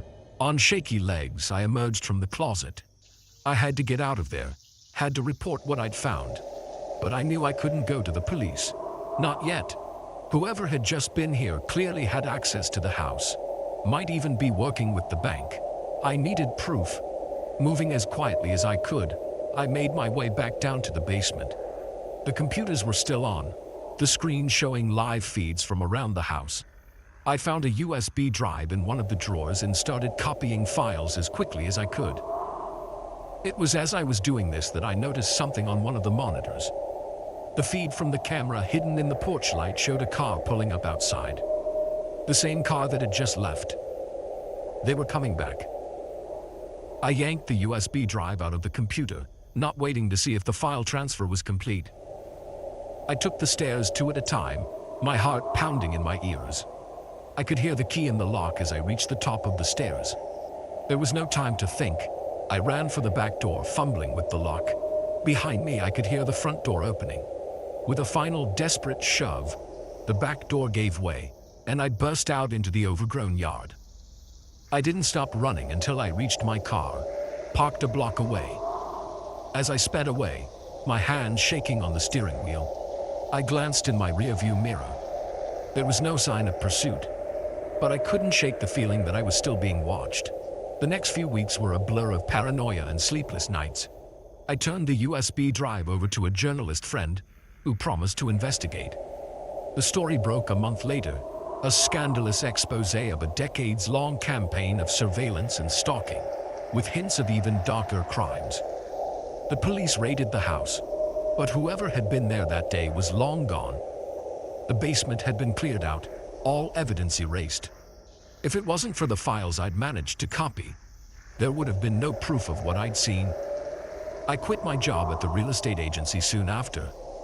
I couldn't handle the thought of walking into another house, wondering what secrets might be hiding behind its walls. Even now, years later, I find myself checking for hidden cameras whenever I enter a new place. The house at 42 Maple Street was eventually demolished. A park stands there now, bright and cheerful. But sometimes, when I drive past, I swear I can feel eyes on me. And I wonder, how many other houses are out there, hiding similar secrets? How many Gerald Hoffmans are watching us right now, documenting our every move? I may never know the full truth of what happened in that house, but one thing's for certain. I'll never look at an old Victorian the same way again, because now I know that sometimes the real monsters aren't hiding under the bed or in the closet. Sometimes they're hiding behind the walls, watching and waiting. Their secrets preserved in the silent blink of a hidden camera.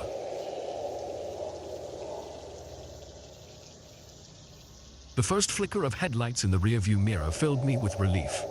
The second made me uneasy. By the third, I knew with chilling certainty that those approaching lights didn't promise rescue, but a terror beyond anything I could have imagined. My name's Sarah, and what should have been a routine family road trip turned into a nightmare that still haunts my dreams. It was supposed to be a simple drive to my house for Thanksgiving. Me, my husband Mike, and our 2 kids, Ethan, 10, and Lily, 7. We'd made this trip a dozen times before, but never this late at night. We'd gotten a late start due to Mike's work, and by the time we hit the long stretch of rural highway between cities now, it was well past midnight. The kids were asleep in the back, and Mike and I were taking turns driving to stay alert. I was behind the wheel when it happened. One moment, we were cruising along, the radio playing softly, and the next, our car made a sputtering sound and started to slow. "What's going on?" Mike asked, jolting awake from his light doze. I frowned, pressing the gas pedal harder, but the car continued to decelerate.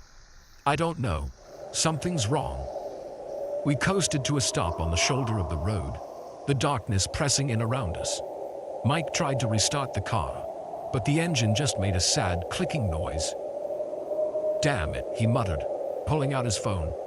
No signal, of course. I felt a knot of unease forming in my stomach.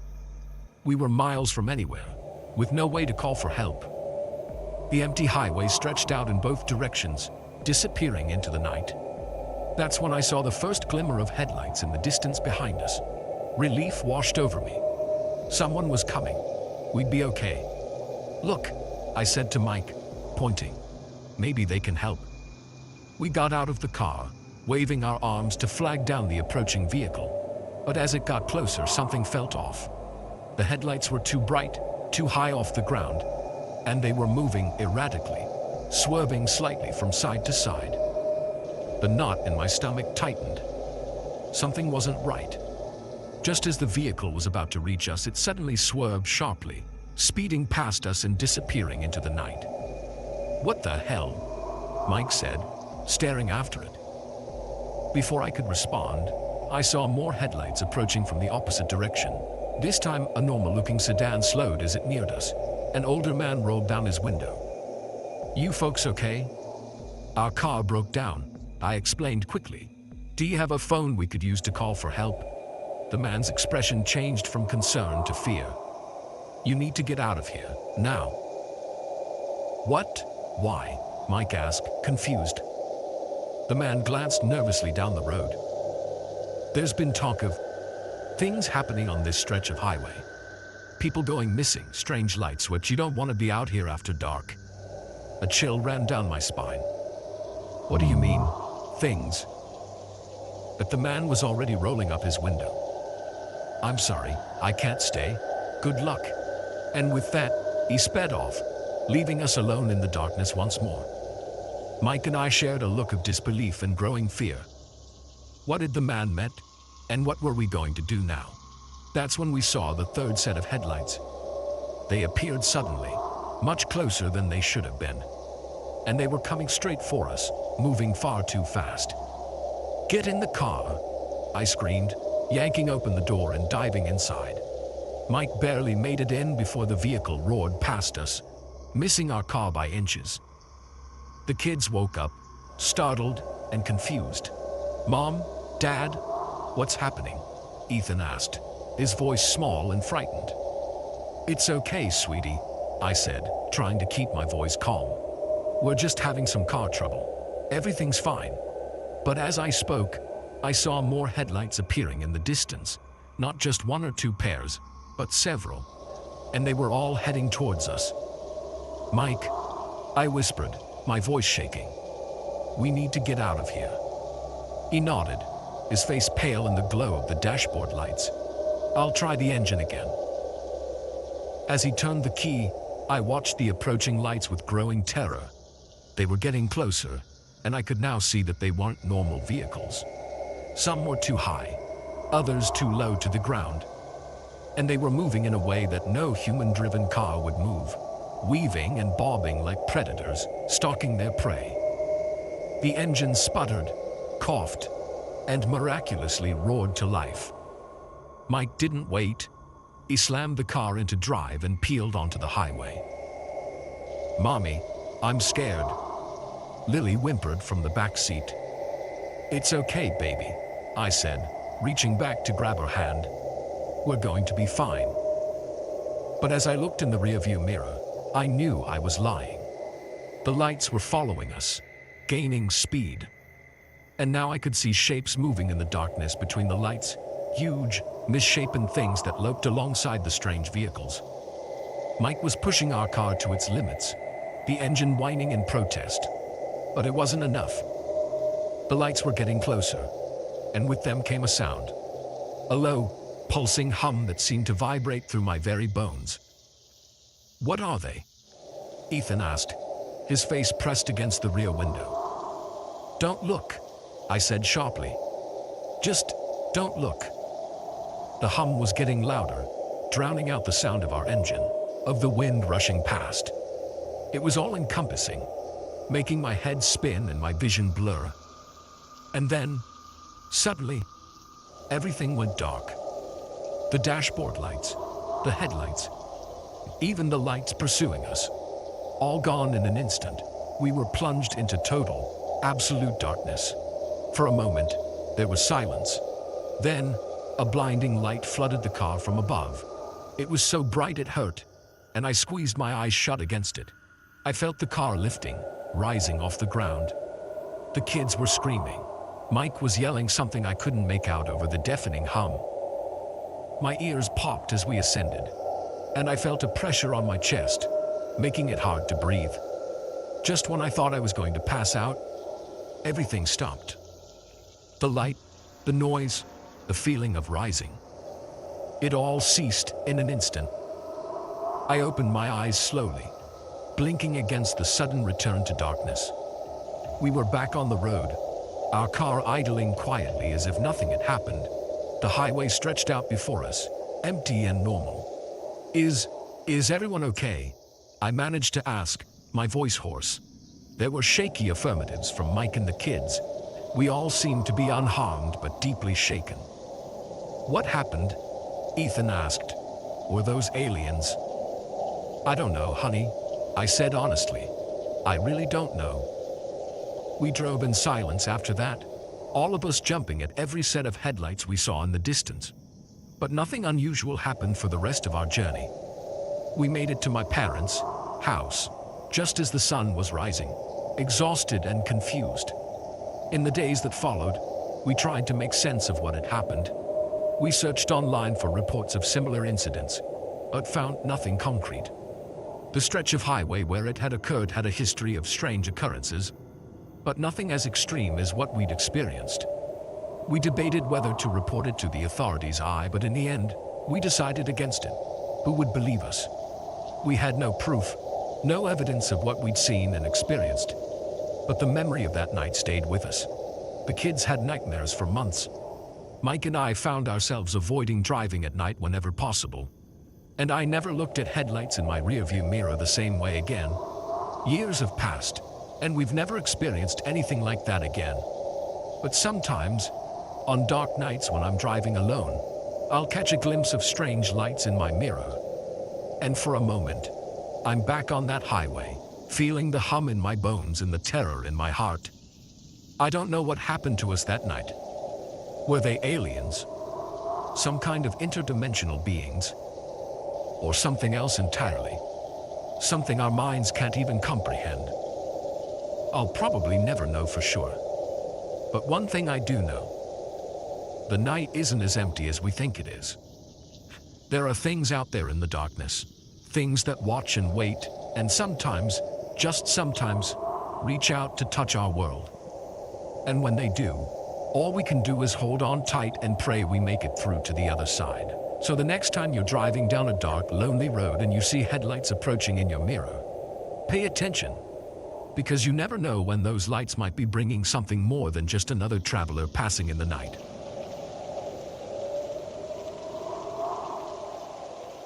The moment I saw the first drop of blood on the polished floor, I knew this night shift would be unlike any other. What started as a routine cleanup in an empty mall quickly spiraled into a heart-pounding game of cat and mouse with a killer who was still in the building. My name's Carlos, and I've been working as a janitor at the Pinewood Mall for the past 3 years. Night shifts were usually quiet affairs, just me, my mop, and the occasional security guard making their rounds. But that night, everything changed. It was a Tuesday, typically our slowest day. I'd started my shift at 10 p.m., just after the last of the stragglers from the cinema had left. The mall always felt different at night, like a sleeping giant. The echoes of my footsteps in the empty corridors, the hum of the air conditioning, the occasional flicker of a fluorescent light. It all added to an atmosphere that was both peaceful and slightly eerie. I was making my way through the food court, wiping down tables and chairs, when I first noticed it. A small, dark spot on the gleaming floor near the burger barn. At first, I thought it was just a spilled drink, but as I got closer, my stomach dropped. It was blood, no doubt about it. My first thought was that someone had cut themselves and hadn't noticed. It happens sometimes. A shopper with a small injury leaving a trail without realizing it. But as I followed the droplets, a chill ran down my spine. They were leading away from the food court, towards the service corridors. I should have called security right then. Should have reported it and let them handle it. But curiosity got the better of me. I'd worked in this mall for years, knew every nook and cranny. If someone was hurt, maybe I could help. The trail led me to a door marked "Employees Only." It was slightly ajar, which was unusual. These doors were always supposed to be locked at night. My hand shook slightly as I pushed it open, the hinges creaking ominously in the silence. The service corridor was dark, lit only by the dim glow of emergency exit signs. The blood trail was more pronounced here, smeared along the wall as if someone had been stumbling, using the wall for support. "Hello," I called out, my voice echoing in the narrow space. "Is anyone hurt? Do you need help?" No response, just the faint drip of water from a leaky pipe somewhere in the distance. I followed the trail, my heart pounding in my chest. It led to another door, this one leading to the basement storage area. As I reached for the handle, I heard it, a muffled thump from the other side, followed by what sounded like a choked sob. Adrenaline surged through me. Someone was definitely in there, and they were in trouble. I yanked the door open, ready to rush to their aid. What I saw stopped me dead in my tracks. The storage room was dimly lit by a single bulb, casting long shadows across stacks of boxes and old mannequins. And there, in the center of the room, was a scene straight out of a nightmare. A man stood with his back to me, hunched over something on the floor. As my eyes adjusted to the gloom, I realized with horror that the something was a person. They weren't moving. The man must have heard the door open because he suddenly straightened up and turned around. In his hand was a knife, its blade dark with blood. Our eyes met, and for a moment, time seemed to stand still. I saw the madness in his gaze, the flecks of blood on his face. He saw me, a witness to his crime. I didn't think. I just reacted. I slammed the door shut and ran, my feet pounding against the linoleum floor. Behind me, I heard the storage room door burst open, followed by the sound of pursuit. My mind raced as I sprinted through the service corridors. I needed to get to security, to call for help. But the security office was on the other side of the mall. Could I make it? I burst out of the service area into the main concourse, my eyes darting around frantically for anything I could use to defend myself. The shuttered storefronts offered no refuge. The food court, with its maze of tables and chairs, might slow him down, but it would slow me down too. I chanced to glance over my shoulder and immediately wished I hadn't. He was there, maybe 50 feet behind me, his face contorted with rage. He ditched the knife for a fire axe he must have grabbed from one of the emergency stations. Terror gave me speed I didn't know I possessed. I raced past darkened shops, my lungs burning, my legs aching. The security office was just ahead, past the fountain in the central plaza. I was almost there when my foot hit a slick spot on the floor, probably something I'd missed during my earlier cleaning. I went down hard, sliding across the polished tiles. Pain shot through my knee, but adrenaline kept me moving. I scrambled to my feet, limping now but still pushing forward. The security office door was locked. Of course it was locked, why wouldn't it be? I pounded on it, screaming for help. But I knew it was useless. The night guard, Dave, was probably on his rounds. Who knew how long it would be before he came back? I turned, my back pressed against the door, to face my pursuer. He had slowed to a walk now, a twisted smile on his face. He knew he had me cornered. "Please," I gasped, holding up my hands. "You don't have to do this." He laughed, a chilling sound that echoed through the empty mall. "Oh, but I do," he said, his voice surprisingly calm. "Can't leave any witnesses, you understand?" He raised the axe, and I closed my eyes, bracing for the impact. But it never came. Instead, I heard a loud thwack, followed by a grunt of pain. I opened my eyes to see the killer crumpling to the ground, the axe clattering from his grasp. Behind him stood Dave, the night guard, holding his heavy flashlight like a club. "Carlos," Dave said, his eyes wide with shock. "What the hell is going on?" The next few hours were a blur. Police swarmed the mall, cordoning off areas and taking statements. The killer, it turned out, was wanted for a string of murders across 3 states. The person in the storage room had been his latest victim, a young woman who, thankfully, was still alive and was rushed to the hospital. As I sat in the back of an ambulance, a shark blanket draped over my shoulders, I couldn't stop shaking. The reality of how close I'd come to death was sinking in. If Dave hadn't come back from his rounds when he did, in the days and weeks that followed, I was hailed as a hero. If I hadn't investigated the blood trail, they said, the killer might have escaped, and the woman might have died. But I didn't feel like a hero. I felt lucky, and terrified, and forever changed. I quit my job at the mall soon after. Couldn't stand to walk those corridors again, knowing what had happened there.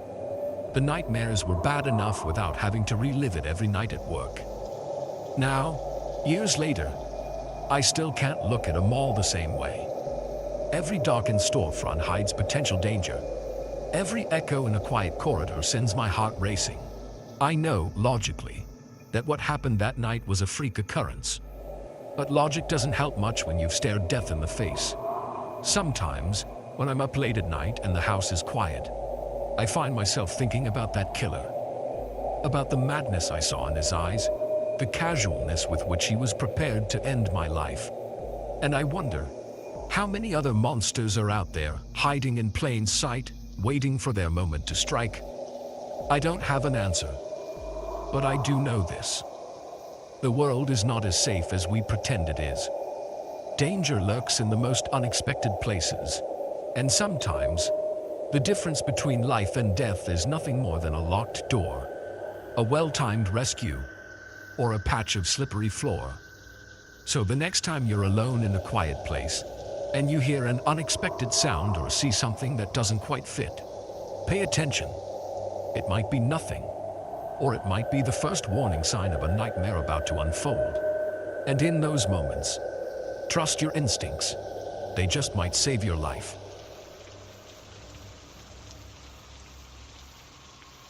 The first time I heard the scratching in the walls, I dismissed it as mice. By the third night, when the whisper started, I knew I'd rented a room in a house of horrors. But it wasn't until I found the hidden door that I realized just how deep the nightmare went. My name's Jamie, and I'm a grad student at the local university. When I found the ad for a cheap room in a beautiful old Victorian house, it seemed too good to be true. Turns out, it was. The house was gorgeous from the outside, all gingerbread trim and stained glass windows. The landlord, Mr. Vance, was a soft-spoken older man with kind eyes and a gentle smile. He showed me around, pointing out the original hardwood floors and intricate moldings. The room he offered was spacious and bright, with a bay window overlooking the garden. "It's perfect," I said, already imagining my books lining the built-in shelves. "When can I move in?" Mr. Vance's smile widened. "How about today?" I should have wondered why he was so eager to rent the room. Should have asked why the rent was so low for such a beautiful space. But I was too excited about my luck to question it. The first few days were great. I settled in, started my classes, and enjoyed the quiet of the old house. There were a few other tenants, a young couple on the second floor and an elderly woman in the attic apartment, but I rarely saw them. It was on the fourth night that things started to get weird. I was up late studying when I heard it, a soft scratching sound coming from inside the wall. I figured it was mice and made a mental note to tell Mr. Vance in the morning. But the next night, the scratching was louder, more insistent, and it wasn't just coming from one spot. It seemed to be moving through the walls, circling my room. I tried to ignore it, cranking up my music to drown it out. On the sixth night, the whisper started. At first, I thought it was just the wind or maybe the pipe settling. But as I lay in bed, straining to hear, I could make out words, fragments of sentences, too quiet to understand, but definitely human voices. I confronted Mr. Vance the next morning. "Is this house haunted?" I asked, feeling silly even as I said it. He looked at me with concern. "Haunted? No. This is a very old house, though. It makes all sorts of noises, nothing to worry about." But I was worried.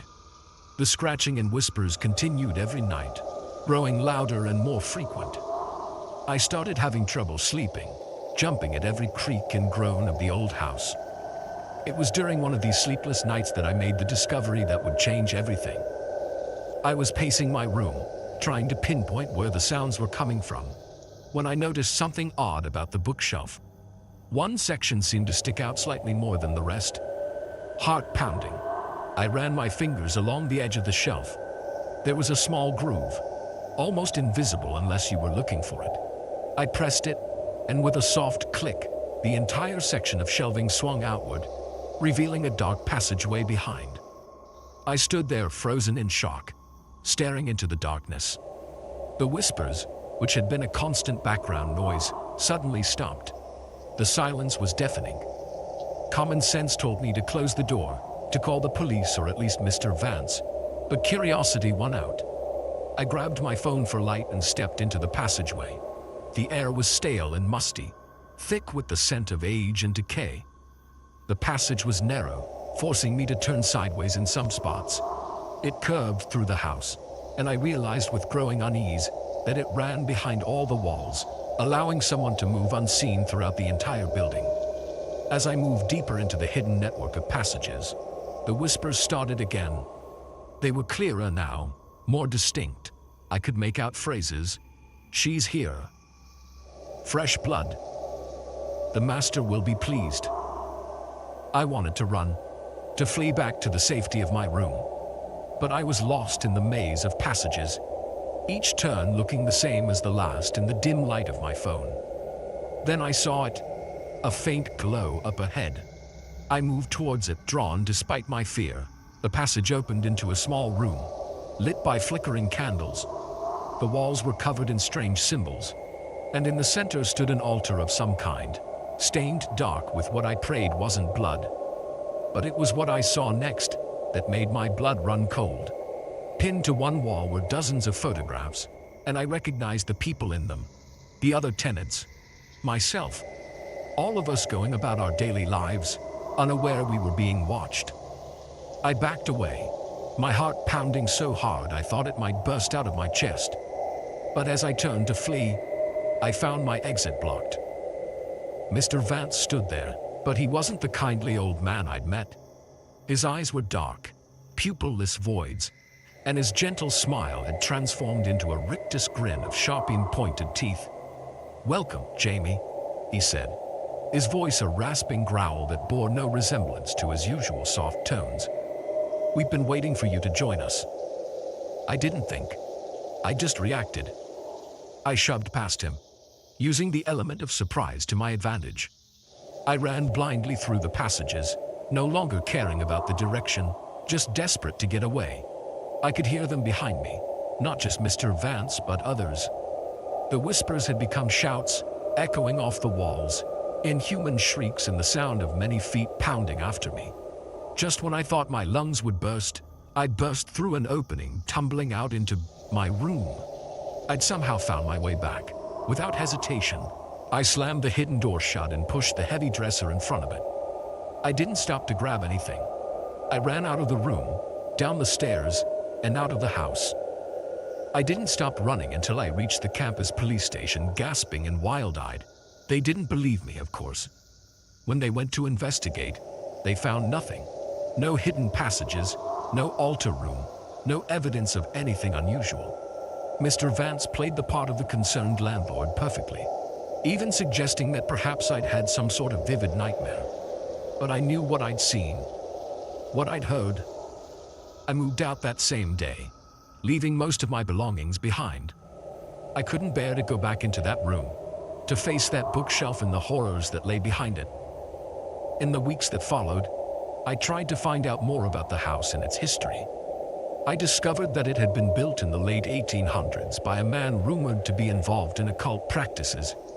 Over the years, there had been numerous disappearances connected to the house, tenants who had simply vanished without a trace. I went to the police again, armed with this information, but they dismissed it as urban legends and coincidences. Without any concrete evidence, there was nothing they could do. So now, I'm left with nothing but my memories and my fears. I've moved to a new city, started a new program at a different university, but I can't shake the feeling that it's not over. Sometimes, late at night, I swear I can hear whispers in my walls, scratching sounds that have no source. And sometimes, out of the corner of my eye, I catch a glimpse of a familiar figure, an old man with kind eyes and a gentle smile that hides sharp teeth and darker appetites. I don't know if what I experienced was supernatural or just the work of a very sick, very human monster. But I do know this. Evil exists in this world, hiding behind pleasant facades and lurking in the secret spaces we never think to look. So the next time you're house hunting and you find a place that seems too good to be true, trust your instincts. Look closely at the walls, listen for the whispers in the night, because you never know what horrors might be hiding just on the other side of that perfect room. As for me, I'll never again ignore the sounds in the walls. I'll never dismiss strange noises as just the settling of an old house. Because now I know the truth. Sometimes, the real monsters aren't hiding under the bed or in the closet. Sometimes, they're the ones handing you the keys to your new home, inviting you into a nightmare from which there might be no escape. The moment I realized the couple at the next table had vanished without a trace, I knew this wasn't going to be the relaxing cruise I'd hoped for. Little did I know, I was about to become entangled in a terrifying game of cat and mouse with a killer who walked among us, hiding in plain sight. My name's Alex, and I'd booked this Caribbean cruise as a much-needed break from my high-stress job in finance. 7 days of sun, sea, and relaxation. That's what the brochure promised. Instead, I got a nightmare that would haunt me for years to come. The first few days were everything I'd hoped for. I lounged by the pool, sipped cocktails at the bar, and enjoyed the nightly entertainment. It was on the third night that things took a sinister turn. I was having dinner in the main dining room, enjoying the prime rib and making small talk with the elderly couple at my table. That's when I noticed them, a young couple 2 tables over. They caught my eye because they seemed to be arguing, the woman gesturing angrily while the man looked around nervously. I didn't think much of it at the time. Couples fight, even on vacation. I finished my meal and headed to the casino for a nightcap. It was the next morning at breakfast when I realized something was off. The couple's table was empty, their chairs pushed in neatly as if they'd never been there. I scanned the room, thinking maybe they'd moved, but there was no sign of them. "Excuse me?" I asked our waiter. "The couple that was sitting there last night, have you seen them?" The waiter looked confused. "I'm sorry, sir, but that table was empty last night. No one's been assigned there yet." A chill ran down my spine. I knew what I'd seen. They had been there arguing in hushed but heated tones. I couldn't have imagined it. Throughout the day, I kept an eye out for the couple, but they were nowhere to be seen. It was a big ship, sure, but not that big. People didn't just disappear on cruise ships, did they? That evening, I overheard a conversation at the bar that made my blood run cold. "Did you hear?" One woman whispered to her friend. "Another couple's gone missing. That's 3 now." My head snapped up. "Excuse me," I said, probably a bit too eagerly. "Did you say people have gone missing?" The women looked at me, then at each other nervously. "It's probably nothing," the first woman said. "Just rumors. You know how people talk on these ships." But I could see the fear in their eyes. This wasn't just idle gossip. I spent the rest of the night asking around discreetly, piecing together the story. Over the past 2 days, 3 couples had seemingly vanished into thin air. No one had seen them disembark at any of the ports. Their rooms had been found empty, beds unslept in, possessions left behind. The ship's staff was tight-lipped about the whole thing. When I tried to ask a security officer about it, he brushed me off with a rehearsed speech about passenger privacy. That night, I couldn't sleep. My mind was racing, trying to make sense of it all. I found myself wandering the ship's decks in the early hours of the morning, the sea breeze cool against my face. That's when I saw him, a man struggling to lift something heavy over the ship's railing. Something that looked disturbingly like a body bag. I ducked behind a lifeboat, my heart pounding. The man heaved, and there was a splash as whatever he'd been carrying hit the water. He looked around furtively, then hurried away. I waited until I was sure he was gone before I moved. My hands were shaking as I pulled out my phone to call ship security. But as I dialed, a hand clamped over my mouth. "I wouldn't do that if I were you," a voice hissed in my ear. I felt the cold press of metal against my back. A knife. I was marched back to my cabin, my captor's hand never leaving my mouth. Once inside, he spun me around and I got my first good look at him. He was one of the ship's officers, his uniform neat and pressed. "You saw something you shouldn't have," he said, his voice eerily calm. "Now we have a problem." "Who are you?" I managed to ask, my voice trembling. "What have you done with those couples?" He smiled, but it didn't reach his eyes. "Let's just say I'm cleaning up some of the ship's undesirable elements. Can't have anything ruining the cruise experience, can we?" My mind reeled. This man, this officer sworn to protect the passengers, was behind the disappearances. But why? "You're insane," I said, backing away until I hit the wall. "You can't just make people disappear, someone will notice."